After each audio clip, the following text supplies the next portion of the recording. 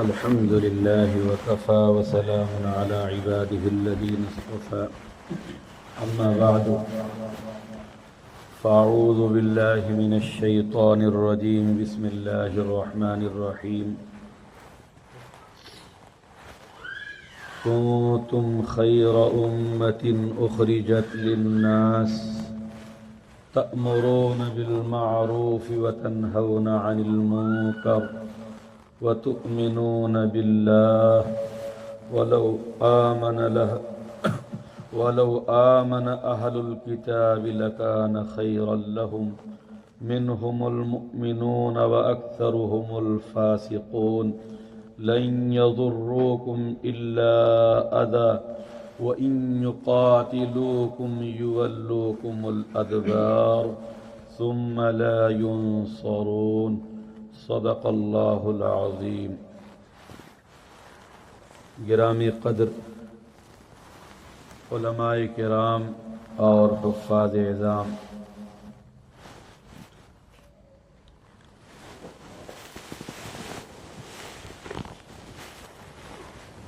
اس وقت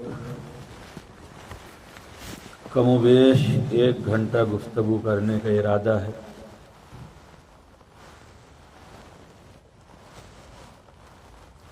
یہ مجلس بطور خاص علماء کرام اور حفاظ اعظام کے لیے منعقد کی گئی ہے۔ اس میں سب سے پہلے یہ عرض کرنا ہے کہ ہم اپنی حیثیت کو پہچانیں، اپنے عزم اور حوصلہ کو بلند رکھیں، اپنے فرائض کو ادا کریں۔ اور دوسری بات یہ عرض کرنی ہے کہ قرآن مجید کی آیت کنتم خیر امۃ اخرجت للناس اور یا ایھا الرسول بلغ ما انزل الیک من ربک، ان دونوں آیات کا صحیح مطلب کیا ہے؟ اور تیسری بات یہ عرض کرنی ہے کہ ہمیں وعظ و نصیحت کیسے کرنی چاہیے۔ اس کے لیے قرآن مجید کی آیت پیش کروں گا، ادع الی سبیل ربک بالحکمہ۔ اور چوتھی بات اسی کے ذیل میں یہ بتائی جائے گی کہ وعظ کے لیے، نصیحت کے لیے، بیان کے لیے 3 باتوں کا اہتمام ہونا چاہیے۔ اور اسی کے ساتھ ایک بات اور بتائی جائے گی، وہ یہ کہ اعمال کی قبولیت کے لیے 3 شرطیں ہیں۔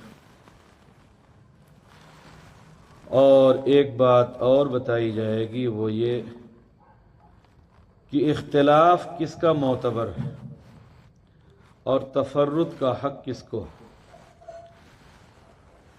اب ان میں سے کوئی بات میں بھول جاؤں تو آخر میں آپ حضرات یاد کرا دیں۔ سب سے پہلی بات جو عرض کرنے کا میں نے وعدہ کیا ہے وہ یہ ہے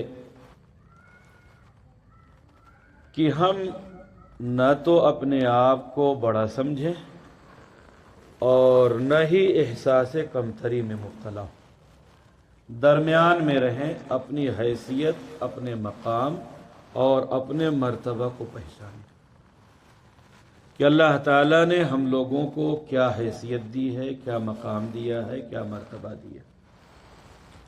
دنیا میں بہت لوگ ہیں اور بہت سے لوگ مکاتب اور مدارس میں گئے، لیکن اللہ تعالیٰ نے ان کو حفظ قرآن اور علم دین سے نہیں نوازا، وہ محروم رہے، درمیان سے پڑھائی ان کی چھوٹ گئی یا شروع ہی سے واپس آ گئے،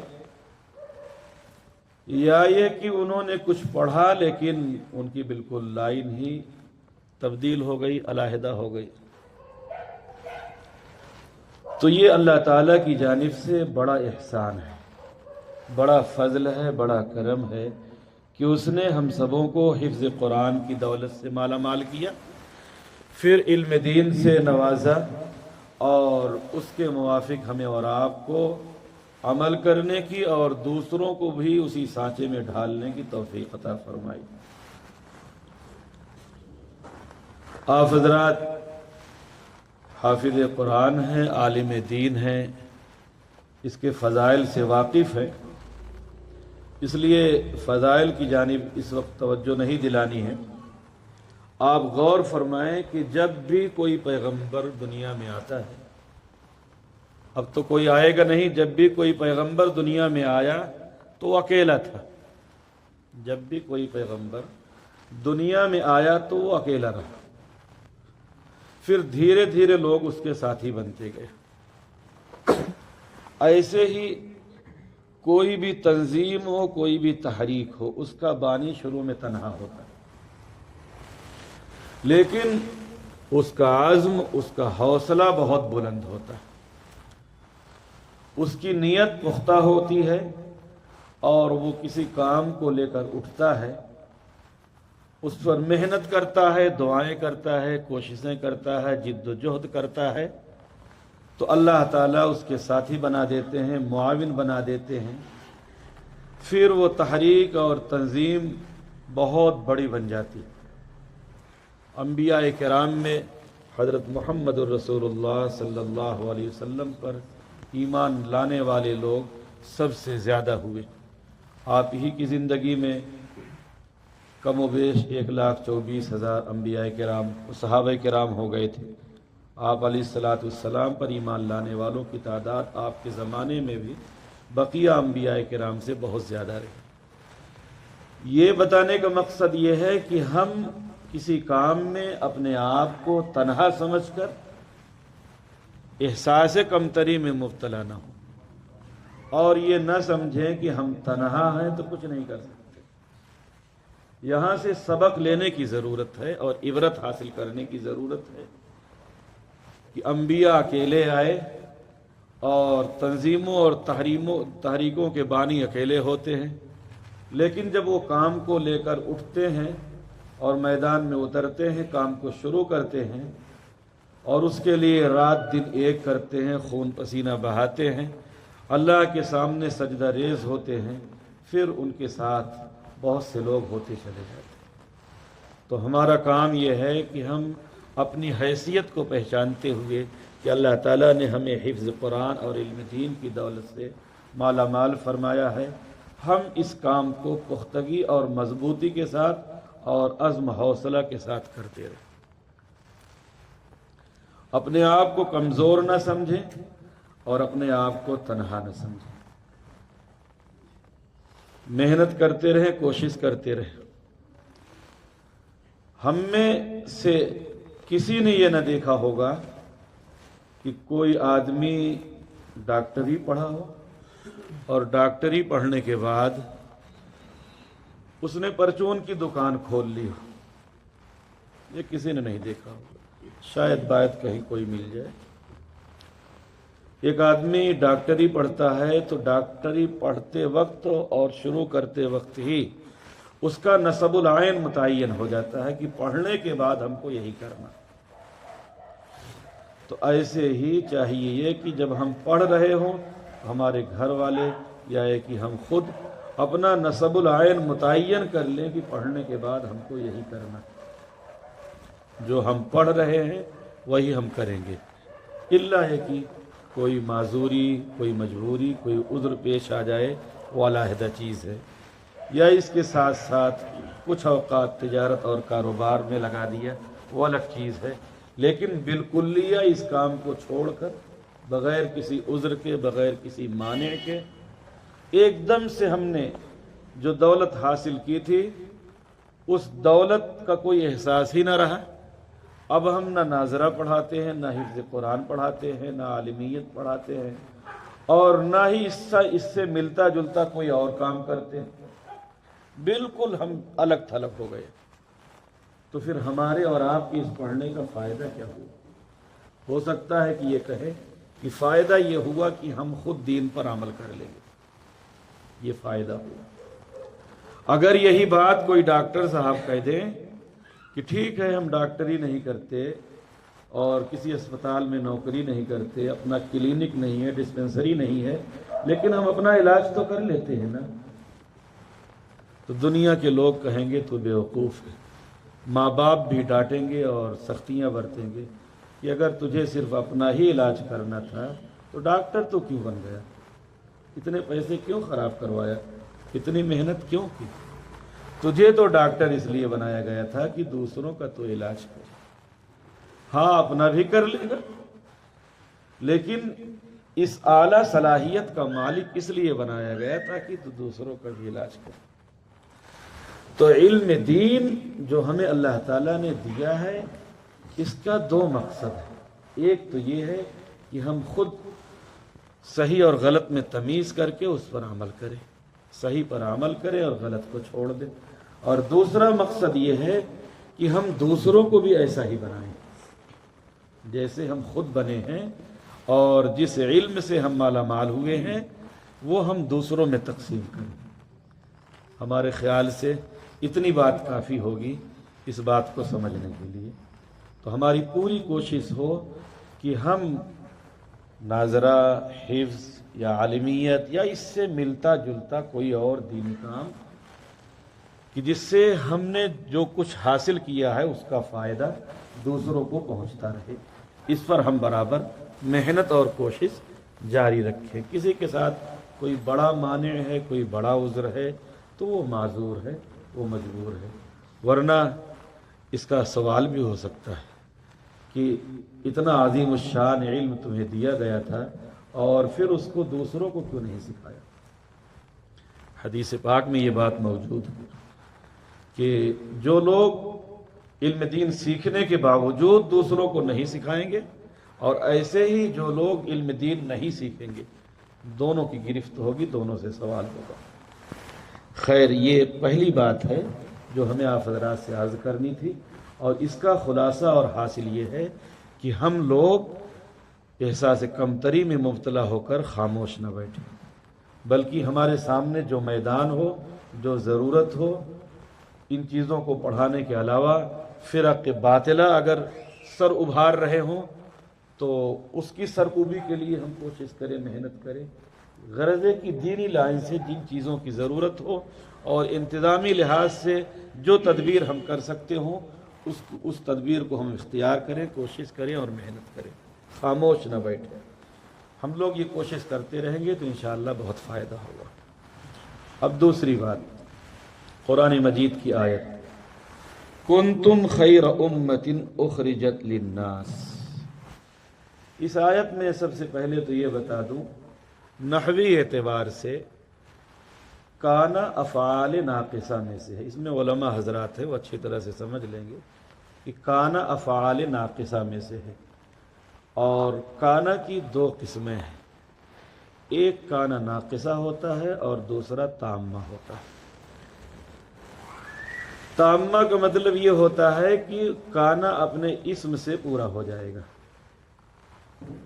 اس میں وہ کانا خبر کا محتاج نہیں ہوگا، جیسے کہ کان المطر، بارش ہوئی، کانا ہے اور اس کا اسم ہے، بس یہ جملہ پورا ہو گیا۔ اور کانا ناقصہ خبر کا بھی محتاج ہوتا ہے، جیسے کہ وَكَانَ اللَّهُ عَلِيمًا حَكِيمًا، اللہ اس کا اسم ہے، علیمًا حکیمہ اس کی خبر۔ تو کانا ناقصہ میں ہوتا یہ ہے کہ خبر، یہ کانا خبر کو فاعل کے ساتھ ثابت کرتا ہے۔ اب کانا ناقصہ کی دو، جیسے کہ وَكَانَ اللَّهُ عَلِيمًا حَكِيمًا، یہ علیمًا حکیمہ کانا کی خبر ہے، یہ علم و حکمت اللہ کے لیے، اللہ اس کا اسم ہے، فاعل ہے، اس کے لیے کانا نے ثابت کر دیا کہ اللہ علیم و حکیم ہے۔ پھر اس کانا ناقصہ کی دو قسمیں ہیں، ایک ہے دائمہ اور دوسرا ہے منقطعہ۔ دائمہ کا مطلب یہ ہوتا ہے کہ وہ صفت ماضی میں بھی ثابت تھی اور وہ صفت اس وقت بھی ثابت ہے، جیسے کہ وَكَانَ اللَّهُ عَلِيمًا حَكِيمًا، اللہ پہلے بھی علیم و حکیم تھا، آج بھی علیم و حکیم ہے۔ یہ علم و حکمت کی صفت اللہ کے لیے ثابت ہے، پہلے بھی اور آج بھی اور بعد میں بھی ثابت ہے۔ اور منقطع میں یہ ہوتا ہے کہ وہ صفت پہلے تھی اب نہیں، جیسے کہ کان زید شابن، زید جوان تھا لیکن اب جوان نہیں، اور یہ تو ماضی میں وہ جوان تھا اب جوان نہیں ہے۔ اور انقطاع کبھی آخر میں ہو سکتا ہے، جیسے کہ کان زید عالما، پہلے زید عالم نہیں تھا اب عالم ہو گیا، پہلے زید عالم نہیں، یہ تو پہلے والی مثال ہو گئی، پہلی جو مثال تھی وہی یہ بھی مثال ہے۔ تو کان یہ کیا کہتے ہیں کہ دائمہ اور منقطع، یہ تفصیل اس لیے کیا کہ یہ دیکھنا ہے کہ کنتم میں کون سا کانا ہے۔ کنتم جمع حاضر کا صیغہ ہے، اور کنتم میں انتم اس کا اسم ہے، اور خیر امتن اس کی خبر ہے۔ تو ظاہر سی بات ہے کہ جب اسم اور خبر دونوں ہے تو یہ کانا تامہ نہیں ہو سکتا، یہ کانا ناقصہ۔ اب کانا ناقصہ ہے تو دائمہ ہے یا یہ کہ یہ منقطع ہے؟ اگر دائمہ ہے تو معنی یہ ہوں گے کہ تم خیر امت پہلے بھی تھے اور اب بھی ہو۔ اگر کانا دائمہ ہے، کانا ناقصہ دائمہ ہے تو معنی یہ ہوں گے کہ تم خیر امت پہلے بھی تھے اور اب بھی ہو۔ قرآن مجید میں ہے یا بنی اسرائیل اذکروا نعمتی التی انعمت علیکم وانی فضلتکم علی العالمین۔ بنی اسرائیل کو اللہ تعالیٰ نے سارے عالم پر فضیلت دے رکھی تھی، پہلے ہی پارہ میں 2 جگہ ہی آیت ہے۔ تو یہ تو صراحت ہے کہ پہلے سب سے زیادہ فضیلت والے بنی اسرائیل تھے، تو یہ امت پہلے بھی خیر تھی اور اب بھی خیر ہے، یہ بات بنتی نہیں۔ ہاں ایک تعویل کے ساتھ یہ بات بنتی ہے کہ تم خیر امت تھے اللہ کے علم میں، اللہ کے علم تھے، علم میں، اور اب تم خیر امت ہو ظاہر میں۔ حالانکہ بس یہ ایک تعویل ہے، ایک تعویل ہے۔ خیر امت بنی اسرائیل تھی پہلے، وانی فضلتکم علی العالمین، سارے عالم پر فضیلت دے رکھی تھی۔ تو ظاہر پر گفتگو ہونی ہے کہ ظاہر میں پہلے وہ افضل تھے، لیکن جب انہوں نے اس امت حضور پاک علیہ السلام پہ، جب وہ لوگ حضور پاک علیہ السلام پر ایمان نہیں لائے، وہ تو ایمان ہی سے خارج ہو گئے، اور خیر امت یہ امت ہو گئی۔ تو یہ کہنا کہ پہلے بھی یہ امت خیر تھی اور اب بھی یہ خیر ہے، تو ظاہر کے اعتبار سے یہ بات صحیح ہے۔ ہاں وہ اللہ کے علم کے اعتبار سے بات صحیح ہو سکتی ہے۔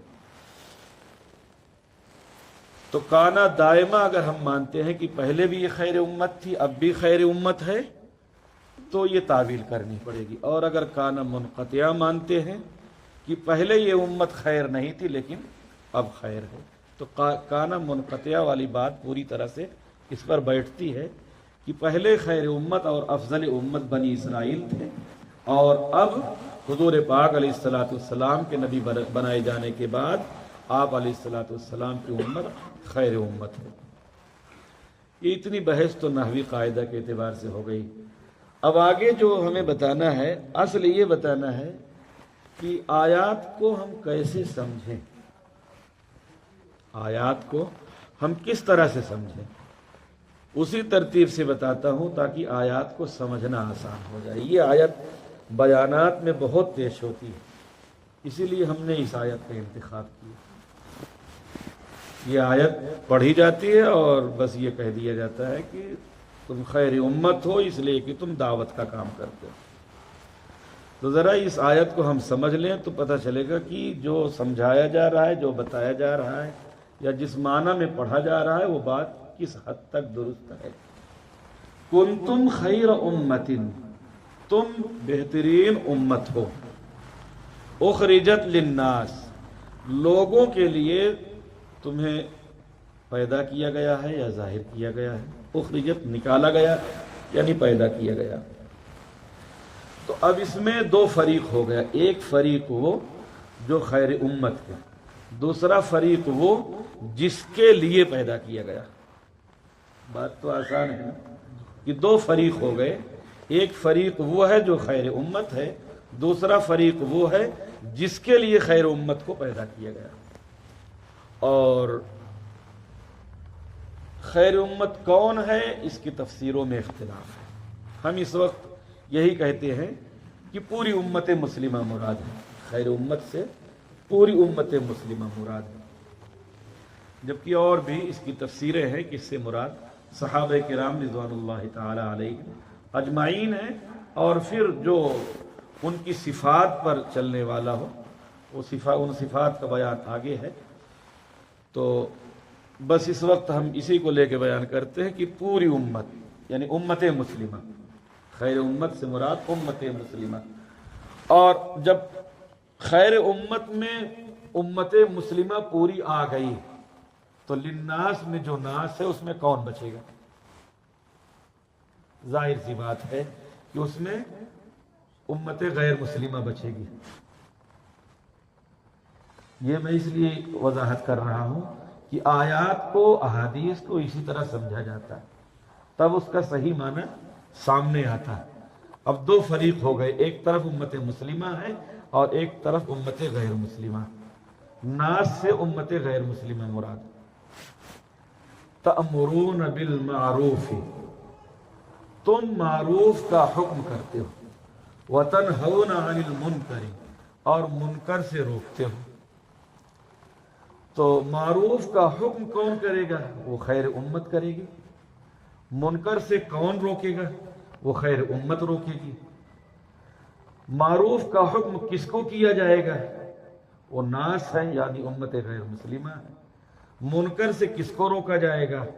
وہ ناس ہے یعنی امت غیر مسلمہ ہے۔ دونوں جگہ مفعول محذوف ہے، یعنی تأمرونہم بالمعروف وتنہونہم عن المنکر۔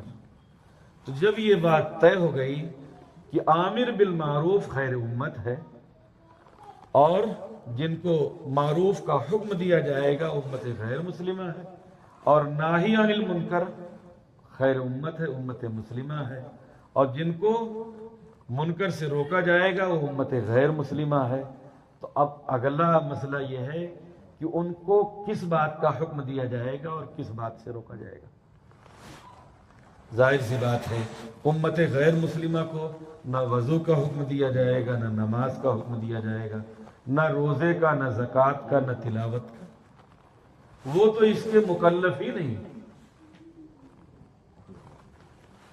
معروف تو عام ہے اور ایسے ہی منکر بھی عام ہے، لیکن کب تک؟ جب تک کہ وہ کلام میں نہ ہو تب تک۔ کلام سے الگ ہو، جملے سے الگ ہو، تب تک معروف عام ہے، اور ایسے ہی منکر عام ہے۔ معروف ایمان سے لے کر ہر چھوٹی نیکی سب معروف کے اندر داخل ہے، اور منکر کفر و شرک سے لے کر ہر چھوٹا گناہ اس میں شامل ہے، لیکن اس وقت تک جب تک کہ وہ کلام میں موجود نہ ہو۔ جب وہ کلام میں اور جملے میں پہنچ گیا تو سیاق و سباق کون سا معنی وہاں چاہتا ہے؟ سیاق اور سباق جو معنی مقرر کرے گا وہاں وہ معنی ہوگا، یعنی وہاں وہ خاص ہو جائے گا۔ تو اس تقریر سے واضح ہو گیا کہ امت غیر مسلمہ تو مکلف نہیں ہے، نہ وضو کی، نہ نماز کی، نہ روزہ کی، نہ زکوٰۃ کی، نہ حج کی، نہ تلاوت کی۔ تو معنی یہ ہوں گے تأمرونہم بالایمان، ان اعظم المعروف الایمان، سب سے بڑا معروف ایمان ہے، یعنی معروف کا فرد کامل مراد ہے، معروف کا فرد کامل مراد ہے۔ وَتَنْهَوْنَهُمْ عَنِ الْمُنْكَرِ أَيْ عَنِ الْكُفْرِ وَالشِّرْكِ، ان کو کفر اور شرک سے روکتے ہو۔ تو منکر کا فرد کامل کفر اور شرک ہے۔ ان انکر المنکر الکفر والشرک۔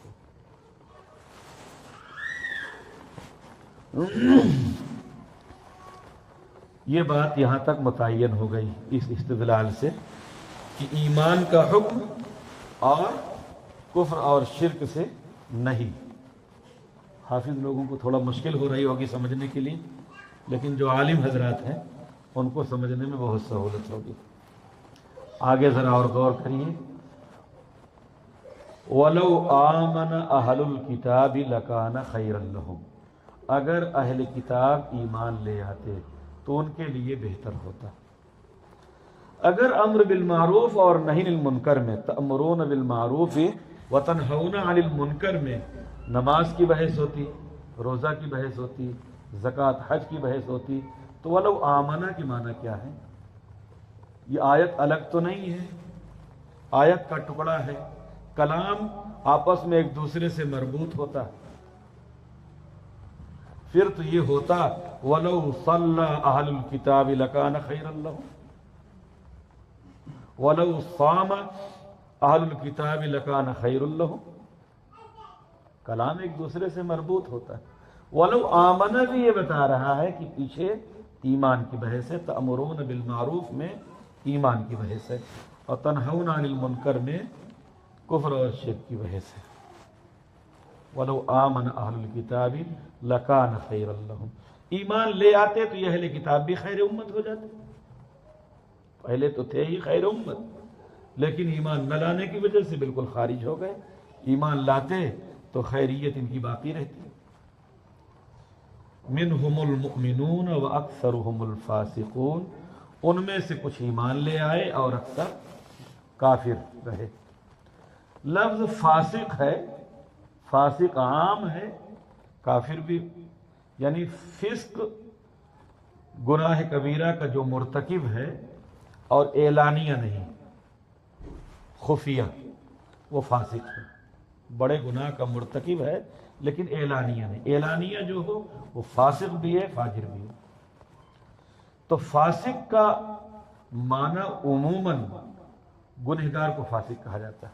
عام طور پر جب یہ لفظ بولا جاتا ہے تو فاسق کا معنی بڑا گنہگار سمجھا جاتا ہے، کافر کے معنی میں یہ نہیں بولا جاتا. لیکن یہاں مؤمنون کے مقابل میں آنے کی وجہ سے یہ بات طے ہو گئی کہ فاسقون کافرون کے معنی میں. تو اب وہ جو لغوی معنی لے کے ساری بحثیں کرتے ہیں اس سے کام بننے والا نہیں. لغوی معنی اپنی جگہ، یہ سیاق و سباق کون سا معنی مقرر کر رہا ہے وہ معنی مراد ہوگا. تو منہم المؤمنون واکثرهم الفاسقون یہ بھی بتا رہا ہے کہ تأمرون بالمعروف وتنہون عن المنکر میں ایمان اور کفر کی بحث ہے. منہم المؤمنون واکثرهم الفاسقون لن یضروکم الا اذی، ہرگز تم لوگوں کو تکلیف نہیں پہنچا پائیں گے مگر معمولی سی. پیٹھ پیچھے گالی وغیرہ دے لیں، کچھ کہہ لیں، لیکن آمنے سامنے یا لڑ جھگڑ کر کچھ نہیں کر سکتے. لن یضروکم الا اذی. تو ضرر رسول پاک علیہ الصلوۃ والسلام کو اور صحابہ کرام کو امت مسلمہ سے تو نہیں پہنچتی تھی. ضرر تو امت غیر مسلمہ سے، یہود ہوں یا عیسائی ہوں یا مشرکین ہوں یا کفار ہوں. تو آیت کا یہ ٹکڑا بھی یہی بتا رہا ہے کہ پیچھے امر بالمعروف اور نہی عن المنکر میں ایمان و کفر کی بحث ہے. وَإِن يُقَاتِلُوكُمْ يُوَلُّوكُمُ الْأَدْبَارَ، اور اگر ان لوگوں نے نادانی کی، لڑنے اور جھگڑنے کی اور مقابلہ کرنے کی، قتال کی، تو پھر یہ پیٹھ پھیر کر بھاگ جائے گی اور ان کی مدد نہ کی جائے گی. یہ قتال کی بحث کہاں سے آ گئی؟ اگر یہاں تأمرون بالمعروف وتنہون عن المنکر میں نماز روزے کی بحث ہے تو آیت سے جوڑ کر قتال کی بحث کہاں سے آ گئی؟ ظاہر سی بات ہے کہ سیاق و سباق پوری طرح سے یہ مقرر کر رہا ہے کہ امر بالمعروف عام نہیں ہے اور نہی عن المنکر یہاں عام نہیں ہے بلکہ خاص ہے. دوسری جگہ عام ہوا کرے لیکن یہاں خاص ہے. پھر یہ کہ امر کے 17 معنی آتے ہیں.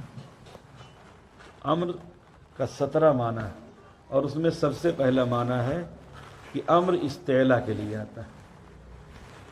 امر سے مراد صیغہ امر نہیں ہے بلکہ مسمى امر ہے۔ نور الانوار میں یہ وضاحت موجود ہے۔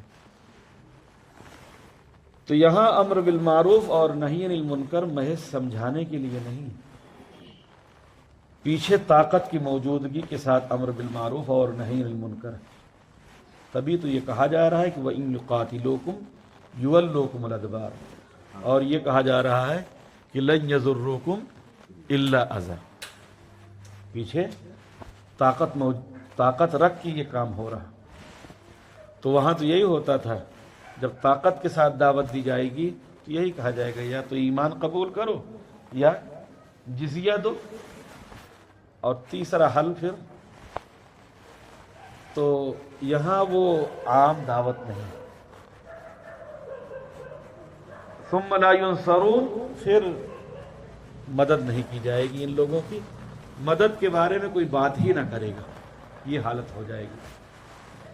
تو اس آیت کی توضیح اور تشریح اس لیے کیا اور اس انداز سے کیا کہ آیت کو سمجھنا آسان ہو جائے۔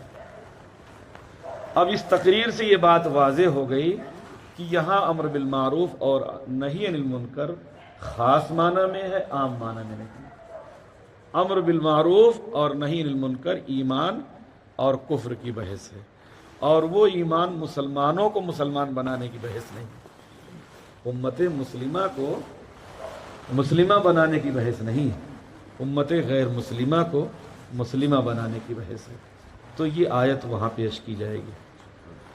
امت غیر مسلمہ کو دعوت دینا ہو تو دعوت دینے والے جو ہوں گے وہ اس آیت کو پڑھے، اور وہ بھی بغیر قوت کے اگر پیش کر رہے ہیں تو بھی پوری طرح سے وہ اس کے مصداق نہ ہوں گے، پیچھے قوت اور طاقت رکھ کے پیش کر رہے ہیں تب اس آیت کے مصداق۔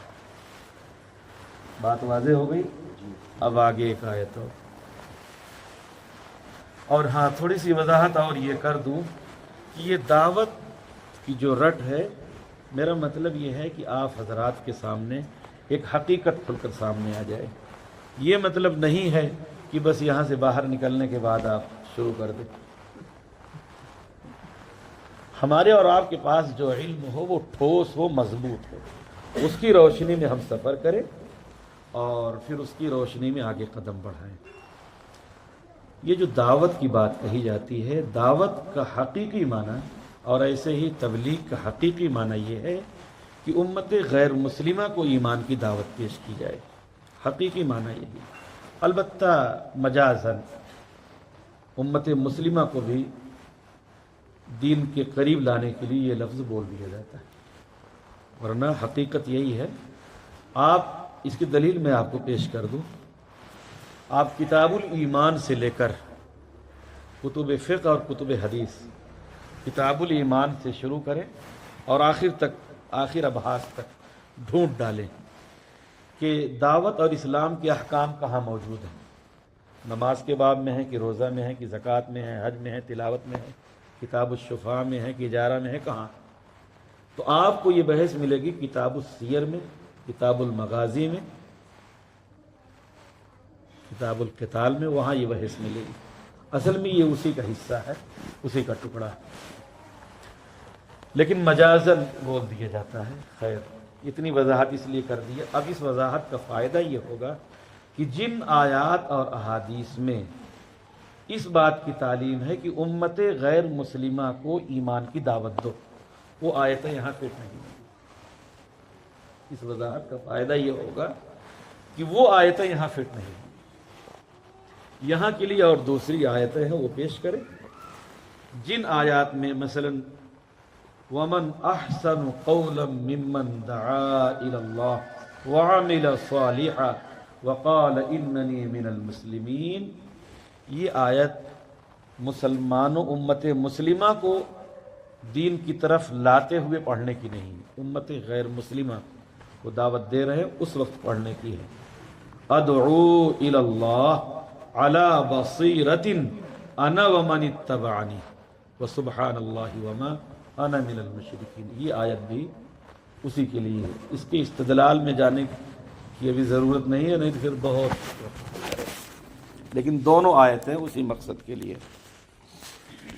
میں نے ایک آیت اور تلاوت کی تھی اور یہ وعدہ کیا تھا کہ اس کی بھی وضاحت کروں گا. یا ایھا الرسول بلغ ما انزل الیک من ربک وان لم تفعل فما بلغت رسالته واللہ یعصمک من الناس واللہ لا یہدی القوم الکافرین.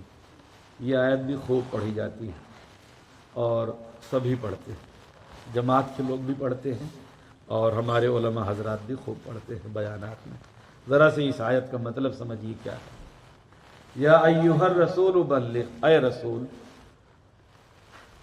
تبلیغ کیجئے یا کہ پہنچائیے، ما انزل، بلغ ما انزل الیک من ربک، تمہاری جانب جو نازل کیا گیا ہے تمہارے رب کی طرف سے. وَإِن لَّمْ تَفْعَلْ، اور اگر ایسا نہ کیا، فما بلغت رسالتہ، تو آپ نے رسالت کا حق ادا نہیں کیا. واللہ یعصمک من الناس، اللہ آپ کی لوگوں سے حفاظت کرے گا. پہلے آخر کے دو ٹکڑے سمجھ لیں تو شروع کے ٹکڑوں کو سمجھنا آسان ہو جائے گا. اللہ آپ کی لوگوں سے حفاظت کرے گا. تو کیا آپ کو خطرہ مسلمانوں سے تھا؟ صحابہ کرام رضوان اللہ تعالی علیہم اجمعین سے تھا؟ پھر یہ کہ واللہ لا یہدی القوم الکافرین، اللہ کافروں کو ہدایت نہیں دے گا. یہاں بھی عام نہیں ہے، خاص ہے. کافروں کو ہدایت دیتا ہے اللہ تعالیٰ، مخصوص کافروں کو ہدایت نہیں دے گا. تو یہ دونوں ٹکڑے بتا رہے ہیں. یا ایھا الرسول بلغ کہاں کے لیے ہے؟ اگر امت مسلمہ کے بیچ میں تبلیغ کا اللہ کو حکم ہو، اللہ تعالیٰ اپنے پیغمبر کو حکم دے رہے ہیں، تو اس کے ساتھ یہ جوڑنے کا کیا مطلب ہے؟ واللہ یعصمک من الناس واللہ لا یہدی القوم الکافرین. اس کو جوڑنے کا کوئی مطلب ہی نہیں بنتا. سیدھی سی بات ہے کہ اس آیت میں جو امر ہے یا ایھا الرسول بلغ ما انزل الیک من ربک، یہ امر ہے کہ آپ امت غیر مسلمہ کو پہنچائیے. آگے کے دو ٹکڑوں نے یہ بات مقرر کر دی، اور جب یہ بات مقرر کر دی تو ما میں یہ ما تو عام ہوتا ہے لیکن یہاں ما خاص ہے. ان دو ٹکڑوں نے جب یہ طے کر دیا کہ یہاں بلغ جو ہے تبلیغ غیروں کو، اب یہاں سے ایک بات اور طے ہو گئی کہ بلغ یہ غیروں کے لیے خاص طور پر، لیکن اس کا استعمال اپنوں کے لیے بھی ہوتا ہے. تو ماں کے بارے میں اس میں جلالین میں لکھا ہوا ہے کہ جمیع ماں سے پہلے لفظ جمیعہ نکال دیا. اس کی تعویل کر دوں تو وہ بات صحیح ہوگی ورنہ غلط. اب کہیں گے صاحب جلالین کی تفسیر کے بارے میں کہہ دیا کہ غلط، تو یہ تو ہوتا رہے گا. پتہ نہیں کتنی کتنی تفسیریں پیچھے ہیں، بہت کچھ لکھا رہتا ہے اور اہل علم حضرات بتاتے ہیں کہ یہ ٹھیک نہیں، صحیح ہے. اس کی تھوڑی سی توجیہ کر دوں گا تو صحیح بھی ہو جائے گا. اگر یہ معنی لیا جائے کہ جمیعہ سے مراد پورا دین، تو ہرگز صحیح نہیں ہو سکتا. خیر اس پر بعد میں بات کروں گا. ما انزل یہاں کیا مراد ہے؟ تو ترجمہ شیخ الہند میں اس کے بازو میں جو حاشیہ لکھا ہے جسے تفسیر عثمانی کہتے ہیں، اس میں اس کی وضاحت موجود ہے. لیکن اس وضاحت سے پہلے ایک بات اور بتا دوں کہ اللہ تعالیٰ نے دو انتظام کیا. چونکہ حکم سخت تھا، یہ جو پیغام پہنچانا تھا یہ ذرا مشکل کام تھا، خطرات بہت زیادہ تھے. خطرات زیادہ تھے تو اللہ تعالیٰ نے دو انتظام کیے. ایک انتظام تو یہ کیا کہ آپ کو یہ حکم دیا کہ فَإِن لَّمْ تَفْعَلْ فَمَا بَلَّغْتَ. پیچھے بہت کچھ آپ کر چکے، پیغامات پہنچاتے رہے، لیکن اگر یہ جو پیغام دے رہا ہوں اس کو نہیں پہنچایا نا تو پیچھے والا بھی سب ختم، نہیں مانا جائے گا. یہ کہہ کر ہمت حوصلہ بڑھا دیا کہ اس کو پہنچانا. اور دوسرا جو خطرہ تھا ادھر سے، اس کا اللہ تعالیٰ نے یہ انتظام کر دیا کہ واللہ یعصمک من الناس. معمولی تکلیف آنا الگ چیز ہے، لیکن چاہیں کہ آپ کو ختم کر دیں، قتل کر دیں، یہ سب کچھ نہیں کر پائیں. تو یہ اللہ تعالیٰ نے انتظام کر دیا. اب وہ کیا پہنچانا تھا؟ اب صاف صاف یہ اعلان کرنا تھا، قل کہیے یا اہل الکتاب، اے اہل کتاب، لستم علی شیء، تم کسی دین پر نہیں۔ ابھی تک تو ان کے جزیات پر کلام ہوتا تھا کہ تمہارا یہ غلط ہے، تمہارا یہ غلط ہے، تمہارا یہ غلط ہے، یہ چھوڑ دو، یہ چھوڑ دو، یہ چھوڑ دو۔ اب اللہ تعالیٰ نے فیصلہ کن آخری اعلان کروا دیا کہ ایک دم صاف صاف بتا ہی دو کہ تم کسی دین پر نہیں۔ ظاہر سی بات ہے کہ جن کو یہ کہہ دیا جائے کہ تم کسی دین پر نہیں ہو، بد دین ہو، تو وہ لڑنے اور مرنے کٹنے پر آمادہ ہو جائیں گے۔ ایسا حکم پہنچانا تھا، اس کے لیے اللہ تعالیٰ نے یہ دو انتظام کر دیے۔ ایک تو ادھر کہہ دیا کہ فَإِن لَمْ تَفْعَلْ فَمَا بَلَّغْتَ، اور دوسرے وَاللَّهُ يَعْصِمُكَ مِنَ النَّاسِ لَسْتُمْ عَلَى شَيْءٍ حَتَّى تُقِيمُوا التَّوْرَاةَ وَالْإِنْجِيلَ وَمَا أُنزِلَ، یعنی تورات انجیل کے ساتھ یہ جو اب قرآن مجید نازل ہوا ہے، جب تک اس کو بھی نہ تم مان لو تب تک تم کسی دین پر نہیں۔ جب تک اس کو نہ مان لو تب تک تم کسی دین پر نہیں۔ اب وہ بات رہ گئی، اب یہ جب اس میں ماں جو ہے، ماں کا مشار الیہ وہی بات ہے۔ تو اب اگر عام کرنا چاہے، کہتے ہیں کہ وہ جو واقعہ ہے وہیں کے ساتھ خاص نہیں رہے گا، ٹھیک ہے، خاص نہیں رہے گا تو خاص نہیں رہے گا، تو معنی ہے ہم بدل دیں۔ یہاں تبلیغ کی بات ہے کہ غیروں کو تبلیغ کرنی ہے، تو وہاں وہ بات لا کے داخل کر دیں کہ مسلمانوں کی تبلیغ کی، یہ تو تبدیل کرنا ہوگا۔ عام کرنا تو یہ ہے کہ اب اس زمانے کے لحاظ سے یعنی یہ وہ جو اہل کتاب تھے ان کی جگہ آج کے موجودہ چاہے اہل کتاب ہوں چاہے دوسرے غیر مسلمین ہوں، اس میں یہ تعمیم کر دی جائے گی۔ اور پیغام پہنچانے کی بات ہے، وہاں وہ حکم پہنچانا تھا، اس جیسا کوئی حکم ہوگا پہنچانا، اس میں تعمیم کر دی جائے گی۔ تو عام کرنا تو اس کو کہتے ہیں۔ اور وہاں اہل کتاب کی جگہ ہم مسلمانوں کو اٹھا کے رکھ دیں، اور وہاں جو کہنا تھا لستم علی شیء، اس جگہ پر نماز روزہ کو لا کے رکھ دیں، تو یہ تعمیم نہیں ہے، یہ تبدیل ہے۔ اب وہ بات رہ گئی جو جلالین کی ہے، جمیع ما انزل۔ جمیع حقیقی بھی ہوتا ہے، اضافی بھی ہوتا ہے، یہ تو سب پڑھے ہوئے ہیں کہ حقیقی بھی ہوتا ہے۔ حقیقی معنی تو پورا دین مراد ہوگا، اور اضافی معنی تو یعنی اس سے پہلے جو کچھ آپ پہنچا چکے ہیں، جو باقی ہے وہ پہنچا دیں تو جمی ہو جائے گا۔ 99 باتیں آپ پہنچا چکے ہیں، ایک بات رہ گئی ہے، وہ بات ان کو پہنچا دیں تو اب جمی ہو جائے گا، یعنی پورا ہو جائے گا۔ تو جمی اضافی مان لیں تو یہ تفسیر بالکل ٹھیک ہے۔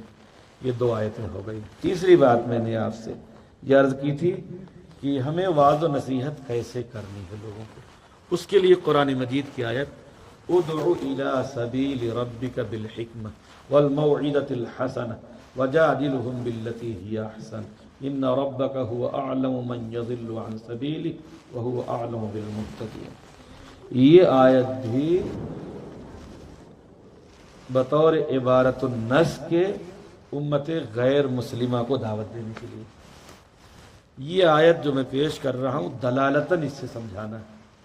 سمجھنے کی 4 صورتیں ہوتی ہیں، ایک عبارت النص، دوسرے دلالت النص، اور تیسرے اشارت النص، ایک اور ہے کوئی مجھے یاد نہیں، اقتضاء النص۔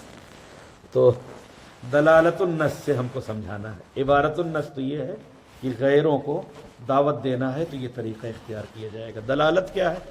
دلالت یہ ہے کہ جب غیروں کا اتنا لاج و لحاظ ہے، اس آیت میں جو لاج و لحاظ رکھا گیا ہے، تو پھر اپنوں کا لحاظ تو ضرور رکھا جائے گا۔ جب غیروں کی رعایت ہے سمجھانے میں تو اپنوں کی رعایت بدرجہ اولا رکھی جائے گی۔ یہ ہے دلالت۔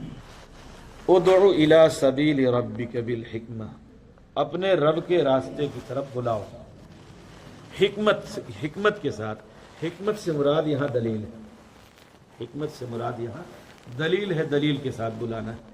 بات دراصل یہ ہے کہ جب امت غیر مسلمہ کو آپ دعوت پیش کریں گے تو وہ 3 باتیں ہوں گی، توحید، رسالت، آخرت، یہی بنیاد ہوگی۔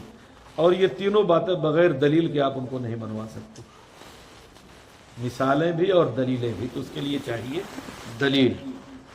ادع الی سبیل ربک بالحکمہ والموعظۃ الحسنہ، جو واقعات یا جو باتیں ان کے سامنے پیش کرنی ہیں وہ حسنہ، وعظ و نصیحت کی باتیں جو ان کے سامنے پیش کریں گے، جس کو سن کر وہ دین اسلام کو قبول کریں، وہ حسنہ ہونی چاہیے۔ عمدہ ہونی چاہیے. وجادلہم باللتی ہی احسن، بات کرتے کرتے وہ بحث بھی کر سکتا ہے اور بحث کرے گا. اگر وہ پڑھا لکھا ہے تو وہ بھی دلائل پیش کرے گا، اور کبھی وہ غصہ بھی ہو جائے گا. بحث میں تو پھر غصہ ہو جاتا ہے، اور جب وہ غصہ ہوگا تو پھر اپنے آپ کو اور سنبھالنے کی ضرورت ہے. جدال کہتے ہیں گفتگو میں بحث، گفتگو کرنا، بحث کرنا. تو اس کے لیے پہلے حسنہ تھا اور آگے اللہ تعالیٰ نے کہا کہ احسن. اب اپنے آپ کو اور سنبھالنے کی ضرورت ہے. اگر آپ بھی غصہ ہو گئے تو بات بگڑ جائے گی. آپ کو ضبط سے کام لینا، اس لیے فرمایا کہ احسن. پہلے حسنہ تھا، اب احسن. تو دلالتاً یہ تو ان کی رعایت ہو رہی، آیت میں ان کی رعایت ہو رہی. تو دلالتاً ہم کہتے ہیں کہ جب ہم اپنے ایمان والے بھائیوں کو سمجھائیں گے تو ان کی بھی رعایت ہم رکھیں گے. ضرورت پڑے گی تو ہم ان کو دلیل سے سمجھائیں گے، بغیر دلیل کے اگر نہیں مانتے تو ہم ان کو دلیل سے سمجھائیں گے. پھر یہ کہ ہم واض و نصیحت جو ان کو کریں گے وہ اچھے الفاظ میں کریں گے. طنز، طعنہ، چبھنے والے الفاظ، ایسی صورت ہم اختیار نہیں کریں گے. اس لیے کہ ایسی صورت میں سامنے والا قائل ہو سکتا ہے لیکن مائل نہیں ہوگا. قائل ہو سکتا ہے، مائل نہیں ہوگا. پھر یہ بھی غور کرنے کی بات ہے کہ جو بات ہم کئی سالوں میں سمجھتے، حافظ بھی ہیں، عالم بھی ہیں، اور کئی برس وقت صرف کرنے کے بعد، اور بہت سی باتیں تو ایسی ہے کہ اب ہم کہتے ہیں کہ اب سمجھ میں آیا. تو وہ لوگ جو بیچارے ان پڑھ ہیں اور ان پڑھ ہونے کے ساتھ گرد غبار ان کے دل و دماغ پر جما دیا گیا، تو ان کو سمجھانا تو اور ہی مشکل کام ہے. تو ایک مجلس میں کیسے وہ سمجھ جائیں گے؟ تو رعایت کرنی ہوگی، دلیل بھی پیش کرنی ہوگی، اور الفاظ بھی عمدہ ہوں، اچھے ہوں، بہتر ہوں، مناسب ہوں، جس سے سامنے والے کو یہ نہ لگے کہ ہم کو بے عزت کیا جا رہا ہے، ہم کو ذلیل کیا جا رہا ہے، ہم کو رسوا کیا جا رہا ہے. بسا اوقات مجمع عام میں کوئی بڑی خطا کر رہا ہے، ضرورت ایسی ہے کہ اس سے لوگ گمراہ ہوں گے تو مجمع عام میں نکیر کی جاتی ہے، ورنہ اکیلے لے جا کے اکیلے سمجھایا جا سکتا. تو وہی بات اگر آپ مجمع عام میں اس کو کہیں تو نہیں مانے گا، وہ اپنی بے عزتی محسوس کرے گا، اور آپ کنارے لے کے چلے گئے اور خاموشی کے ساتھ بتا دیجئے کہ یہ بات ٹھیک نہیں، اب وہ مان جائے گا. تو اس بات کا لحاظ ضروری ہے کہ ہمارا مخاطب اپنی بے عزتی، اپنی ذلت، اپنی رسوائی محسوس نہ کرے. اس کی عزت نفس کا لحاظ رکھا جائے. بالموعظۃ الحسنہ وجادلہم باللتی ہی احسن. وہ بھی بحث کر سکتا ہے، باوجود ہے کہ امت مسلمہ میں سے ہے لیکن وہ بھی بحث کر سکتا ہے. باطل فرقوں میں سے ہے، بحث کرے گا، یا باطل فرقوں میں سے نہیں ہے، اپنے ہی میں سے ہے، لیکن کچھ باتیں اس کے دماغ میں پہلے پڑی ہوئی ہیں. اچھا، یہیں رک کر ایک بات اور بتا دوں، فرقہ اور جماعت کا فرق سمجھ لیں. بات یاد آ گئی ہے تو وہ بتا دوں تاکہ سمجھنا آسان ہو کہ فرقہ کیا ہے اور جماعت کیا ہے. مثال کے طور پر 4 جماعتیں کام کر رہی ہیں. یہاں جماعت سے مطلق جماعت مراد ہے، مخصوص جماعت میں، لیکن سب کی فکر ایک ہے، سب کا نظریہ ایک ہے. ایک جماعت بریلویت پر کام کر رہی ہے، ایک جماعت قادیانیت پر کام کر رہی ہے، ایک جماعت شکیلیت پر کام کر رہی ہے، اور ایک جماعت غیر مقلدیت پر کام کر رہی ہے. چاروں جماعتیں ایک مکتب فکر اور ایک نظریہ کی. تو یہ چاروں جماعت ہے، فرقہ نہیں. یہ چاروں جماعتیں آپ آپس میں ایک دوسرے کو حق پر سمجھنے کے لیے یہ دیکھیں گی کہ سب کا عقیدہ کیا ہے، سب کا عقیدہ کیا ہے اور سب کا نظریہ کیا ہے. چاروں جماعتوں میں سے ہر ایک یہ دیکھے گا کہ جو دین اسلام کا عقیدہ ہے، جو نظریہ ہے، اسی پر ہم چاروں ہیں. اور ایسے ہی دین اسلام کی جو تعلیم ہے، نماز، روزہ، زکوٰۃ، حج، فرائض وغیرہ، اسی پر ہم چاروں ہیں. تو یہ چاروں جماعت ہیں. اور اگر ان چاروں میں سے کوئی ایک خود سے کچھ اصول تیار کرے یا کوئی عمل تیار کرے، پھر اس پر جانچے اور پرکھے یہ جماعت اس پر ہے یا نہیں، یہ جماعت اس پر ہے یا نہیں، یہ جماعت اس پر ہے یا نہیں. اگر ہے تو ٹھیک، اور نہیں ہے تو اپنا نہیں. اب میں مثال دیتا ہوں آپ کو. جیسے کہ بریلوی حضرات، یہ آپ کو کس پر جانچیں گے؟ یہ آپ کو اس پر نہیں جانچیں گے کہ آپ نماز پڑھتے ہیں، روزہ رکھتے ہیں، زکوٰۃ دیتے ہیں، آپ کا عقیدہ صحیح ہے، اس پر ان کو نہیں جانچنا۔ یہ بتاؤ فاتحہ کرتے ہو یا نہیں، قرآن خوانی کرتے ہو یا نہیں، سلام پڑھتے ہو یا نہیں، بس اسی میں جانچ لیں گے۔ تو اپنے بنائے ہوئے طریقے پر جو لوگ جانچتے ہیں وہ فرقہ ہے۔ بہت آسان سی بات ہے، اپنے بنائے ہوئے طریقے پر جو جانچیں ایمان و اسلام کو، مومن و مسلم کو، وہ فرقہ ہے، وہ جماعت نہیں۔ جماعتیں سب دین اسلام کا جو طریقہ ہے، جو عقیدہ ہے، اسی پر جانچے گی، لیکن فرقہ اپنے بنائے ہوئے اعمال پر، اپنے طریقے پر جانچے گا۔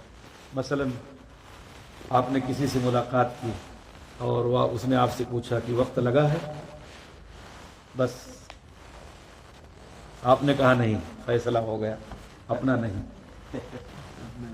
سمجھ گئے نا؟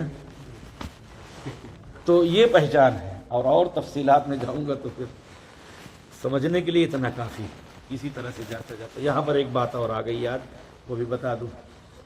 یہ جو کہا جاتا ہے کہ افراد کی غلطی ہے اور چھوٹوں کی غلطی ہے، افراد کی غلطی، کیسے پہچانے کہ افراد کی غلطی ہے کہ تحریک کی غلطی؟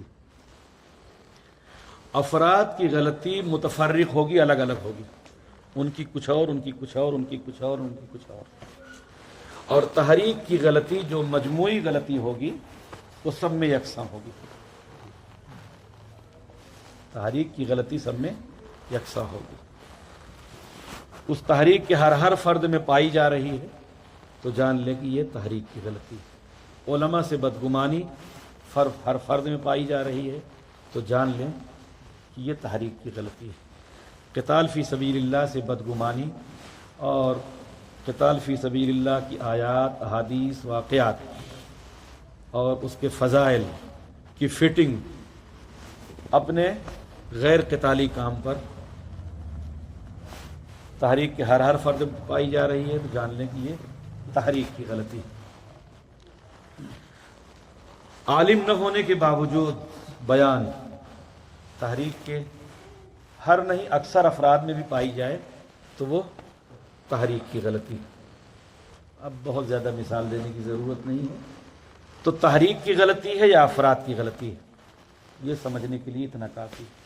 رہی بات یہ کہ چھوٹوں کی غلطی ہے یا بڑوں کی غلطی ہے، مولانا صاحب گیاوی رحمۃ اللہ علیہ فرمایا کرتے تھے کہ بدعات و خرافات یہ چیزیں جاہلوں کے پیٹ سے پیدا نہیں ہوتی، جاہلوں کے پیٹ سے پیدا نہیں ہوتی۔ اور اس وقت مجھے کہنا نہیں ہے، اگر کوئی طالب ہوگا اور یہ چاہے گا کہ غلطیاں چھوٹوں کی ہیں یا بڑوں کی ہیں تو ہم اس کو حوالوں کے ساتھ پوری چیزیں اس کو دے دیں گے کہ دیکھ لو کہ غلطیاں چھوٹوں کی ہیں یا بڑوں کی ہیں، غلطیاں چھوٹوں کی ہیں یا بڑوں کی ہیں۔ نہیں، چھوڑ دیجیے، بات بگڑ جائے گی، ابھی دوسری طرف چلیے۔ آپ متن کہہ دیں، نہیں، متن شرح کی کوئی ضرورت نہیں، آگے چلیے، بیچ میں بات یاد آ گئی۔ اور ایک چیز اور سمجھنا ہے، نصاب، طرف سے ہاں؟ نصاب، اچھا ایک بات بتا دیتا ہوں، نصاب والی بات یاد رکھیے۔ یہ کہنا کہ صحابہ جماعت میں جاتے تھے، یہ کہنا کہ صحابہ جماعت میں جاتے تھے، یہ چھوٹے لوگوں کی غلطی نہیں۔ نام نہیں لوں گا، صرف یہ بتاؤں گا کہ ملفوظات میں لکھا ہے، مکتوبات میں لکھا ہے کہ مدینہ پہنچتے ہی آپ علیہ الصلوۃ والسلام نے ہر چہار طرف جماعتیں روانہ کرنا شروع کر دی۔ بانی جماعت ان کے مکتوب میں یہ ہے کہ مدینہ منورہ پہنچتے ہی آپ علیہ الصلوۃ والسلام نے ہر چہار طرف جماعتیں روانہ کرنی شروع کر دی۔ الفاظ میں کچھ فرق ہو رہا ہوگا لیکن پورا مضمون یہی ہے۔ مدینہ کی زندگی مجتمعانہ و متمدنانہ تھی، وہاں پہنچتے ہی آپ علیہ الصلوۃ والسلام نے ہر چہار طرف جماعتیں روانہ کرنی شروع کر دی۔ جماعتیں کہنا تو یہ تھا کہ لشکروں کو روانہ کرنا شروع کر دیا، لشکروں کو، فوج کو، لیکن یہ اب اگر ابھی 10 لوگ آئیں، جماعت کی شکل میں یہاں پر، اور میں کسی جماعت کے آدمی سے کہوں کہ جماعت آئی ہے، تو وہ غور کرے کہ دیکھے کرے بستر ہے نہیں ساتھ میں، فضائل اعمال ہے نہیں، تو پھر جماعت میں نہیں ہے، اس لیے کہ ان کی ایک خاص اصطلاح۔ ویسے ہی لشکر اور فوج بھی ایک خاص اصطلاح، ہر جگہ اس کی فٹنگ نہیں ہوگی۔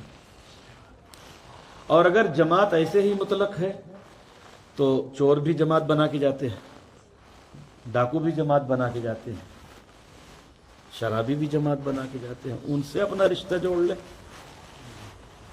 یہ توہین ہے صحابہ کرام کی، یہ کہنا کہ صحابہ جماعت میں جاتے تھے یہ توہین ہے، اور فریب بھی ہے، دھوکہ دینا بھی ہے، اس کو دجل کہتے ہیں، یہ دجل ہے، دھوکہ دینا۔ صحابہ کرام رضوان اللہ تعالی علیہم اجمعین جن کاموں میں جاتے تھے جان ہتھیلی پہ لے کر واپسی کی کوئی توقع، کوئی امید نہیں۔ یہیں پر آپ کو یہ بتا دوں کہ اللہ کے نزدیک سب سے زیادہ پسندیدہ عمل اپنی جان کو اللہ کے حوالے کرنا۔ اس جان سے زیادہ قیمتی کوئی چیز ہمارے آپ کے پاس ہے نہیں۔ اس جان کو بچانے کے لیے ساری دولت لٹا دیں گے، تو سب سے جو قیمتی خزانہ ہے جان، وہ جان دینے کے لیے صحابہ کرام رضوان اللہ تعالی علیہ مجمعین میدان کا رخ کرتے تھے۔ تو ان کا جانا اور ان کا جانا کوئی جوڑ نہیں۔ ان اللہ اشترى من المؤمنین انفسهم واموالهم بان لهم الجنہ، اللہ تعالیٰ نے ان کی جانوں کو، ان کے مالوں کو جنت کے بدلے خرید لیا ہے۔ یہیں تک پڑھتے ہیں یقاتلون فی سبیل اللہ فیقتلون ویقتلون، اس کو چھوڑ دیتے ہیں۔ تو جان مال وہاں خریدا ہے، یہاں نہیں۔ اس کو کہتے ہیں تحریف، آیات و حدیث میں تحریف معنوی۔ ان الذین یلحدون فی آیاتنا لا یخفون علینا افمن یلقی فی النار خیر ام من یأتی آمنا یوم القیامہ اعملوا ما شئتم انہ بما تعملون بصیر۔ الحاد فی الآیات، آیات میں کجروی کرنا، معنی یہ ہے کہ الفاظ خدا کے معنی اپنا پہنا دینا، الفاظ رسول کے معنی اپنا پہنا دینا، یہ ہے الحاد فی الآیات۔ بہت بہت بڑا جرم۔ اسی آیت میں جو آیت کا ٹکڑا ہے کہ افمن یلقی فی النار خیر ام من یأتی آمنا یوم القیامہ، کہ جہنم میں اس کو ڈالا جائے گا، بہت بڑا جرم ہے، بڑا گناہ۔ اور دوسرے نمبر کے امیر صاحب جو بنے، ان کے بیانات میں ہے، نام لینے سے ذرا بھیانک ہو جاتا ہے، اس لیے تعبیر بدل کے اس بیانات میں ہے، پوری کی موٹی کتاب ہے، 6 حصے، کہ رسول پاک علیہ الصلوۃ والسلام نے مدینہ کی زندگی میں 150 جماعتوں کو بھیجا، 150 جماعتوں کو بھیجا، کسی میں 10,000، کسی میں 20,000، کسی میں 30,000، کسی میں 40,000۔ تو میں یہ کہہ رہا تھا کہ یہ جو غلطیاں ہیں یہ چھوٹوں کی نہیں ہیں۔ میرا مقصد یہ نہیں ہے کہ ہم اور آپ ان کو گالی دیں، میرا مقصد یہ ہے کہ جو غلط ہے اس کو چھوڑ دیں، بس سیدھی سی بات ہے۔ غلطی کسی سے بھی ہو سکتی ہے، جو غلط ہے اس کو چھوڑ دیں، جو صحیح ہے اس کو لیں، سیدھی سی بات۔ مرحوم مولانا قاسم صاحب قریشی اب ایمان پر مرے ہیں تو دعا ہی کرنا ہے، اللہ تعالیٰ ان کی مغفرت فرما دے۔ وہ بیان کرتے تھے کہ حضرت عبداللہ ابن مبارک رحمۃ اللہ علیہ 6 مہینہ حدیث پڑھاتے تھے اور 6 مہینہ جماعت میں جاتے تھے۔ ارے ہم نے خود بیان سنا ہے، ریکارڈڈ موجود ہے، 6 مہینہ جماعت میں جاتے تھے، جبکہ 6 مہینہ حدیث پڑھاتے تھے اور 6 مہینہ میدان جنگ کا رخ کرتے تھے۔ تو یہ باتیں چھوٹوں کی نہیں ہیں، یہ آپ جانیں۔ یہ جو ہمہ شمہ ہیں، ان کے کانوں تک یہ باتیں اوپر سے آئی ہیں۔ تو خیر، اس کے لیے ہمارے پاس بحمداللہ دلائل کی بھرمار ہے، کمی نہیں، اور وہ دلائل بڑے بڑے اہل علم کے پاس پہنچ گئے، حضرت مولانا عبدالقوی صاحب کے پاس بھی پہنچ گئے ہیں، دارالعلوم دیوبند میں بھی پہنچ گئے ہیں، اور بھی بہت علماء کے پاس وہ دلائل سب پہنچ گئے ہیں۔ تو اس پر کوشش کر رہے ہیں کہ یہ خرابیاں دھیرے دھیرے نکلیں۔ تو میں یہ کہہ رہا تھا کہ کہاں تک بات پہنچی تھی؟ نصاب۔ حضرت مولانا الیاس گھمن صاحب بھی جو ہے یا تو خود جو ہے دھوکہ کھا جاتے ہیں یا دھوکہ دیتے ہیں، دونوں میں سے ایک بات ضرور ہے۔ ان کی باتیں عقائد وغیرہ میں بڑی اچھی ہوتی ہیں، بڑی عمدہ ہوتی ہیں، مدلل ہوتی ہیں، لیکن پتہ نہیں کیوں جماعت کے بارے میں لچک اختیار کرتے ہیں۔ میں نے ان سے پوچھا کہ بھائی آپ ایسا کیوں کرتے ہیں؟ کسی روزہ بخاری میں اور مسلم میں ہے ان کے بیان میں، تو کہنے لگے کیا کروں، اگر میں نہ کہوں تو لوگ میرے قریب ہی نہیں آئیں گے، بات ہی نہیں سنیں گے۔ میں نے کہا سبحان اللہ، یہی رہ گیا۔ تو وہ بھی نصاب کے بارے میں انہوں نے لمبی تقریر ایک رکھ کر رکھی ہے، 6-7 منٹ کی کلپ ہے، اور سے روزہ بخاری مسلم میں سے روزہ کا تو تحریری بھی جواب میں نے ان کو لکھا تھا۔ اور یہ نصاب کی جو بات ہے، نصاب کی خاصیت یہ ہوتی ہے کہ نصاب تبدیلی کو قبول کرتا ہے، نصاب تبدیلی کو قبول کرتا ہے۔ مدارس میں، مکاتب میں، اسکولوں میں، جہاں کہیں بھی نصاب ہے، زمانے کے حالات کے لحاظ سے بھی اس میں تبدیلی کی جاتی ہے اور مقامات کے لحاظ سے بھی اس میں تبدیلی رہتی ہے۔ نصاب کی حیثیت انتظام کی ہوتی ہے، ذریعہ اور وسیلہ کی ہوتی ہے، اس میں تبدیلی گوارا۔ اگر ان کے یہاں بھی تبدیلی گوارا ہو تو ہم مان لیں کہ نصاب، اگر 6 نمبروں میں تبدیلی گوارا ہو، 7 نمبر، 8 نمبر، 9 نمبر، 10 نمبر کر لیے جائیں یا گھٹا لیے جائیں تو ہم بھی مان لیں کہ ہاں نصاب ہے۔ اور نصاب کی خاصیت یہ بھی ہوتی ہے کہ ایک نصاب پورا ہوا تو دوسرا نصاب پڑھایا جائے، اور ہمارے بزرگوں کے ہاں کوئی غلط بات نہیں کہہ رہا ہوں اور نہ کسی کو برا بھلا کہہ رہا ہوں، صرف سمجھنے کی بات ہے۔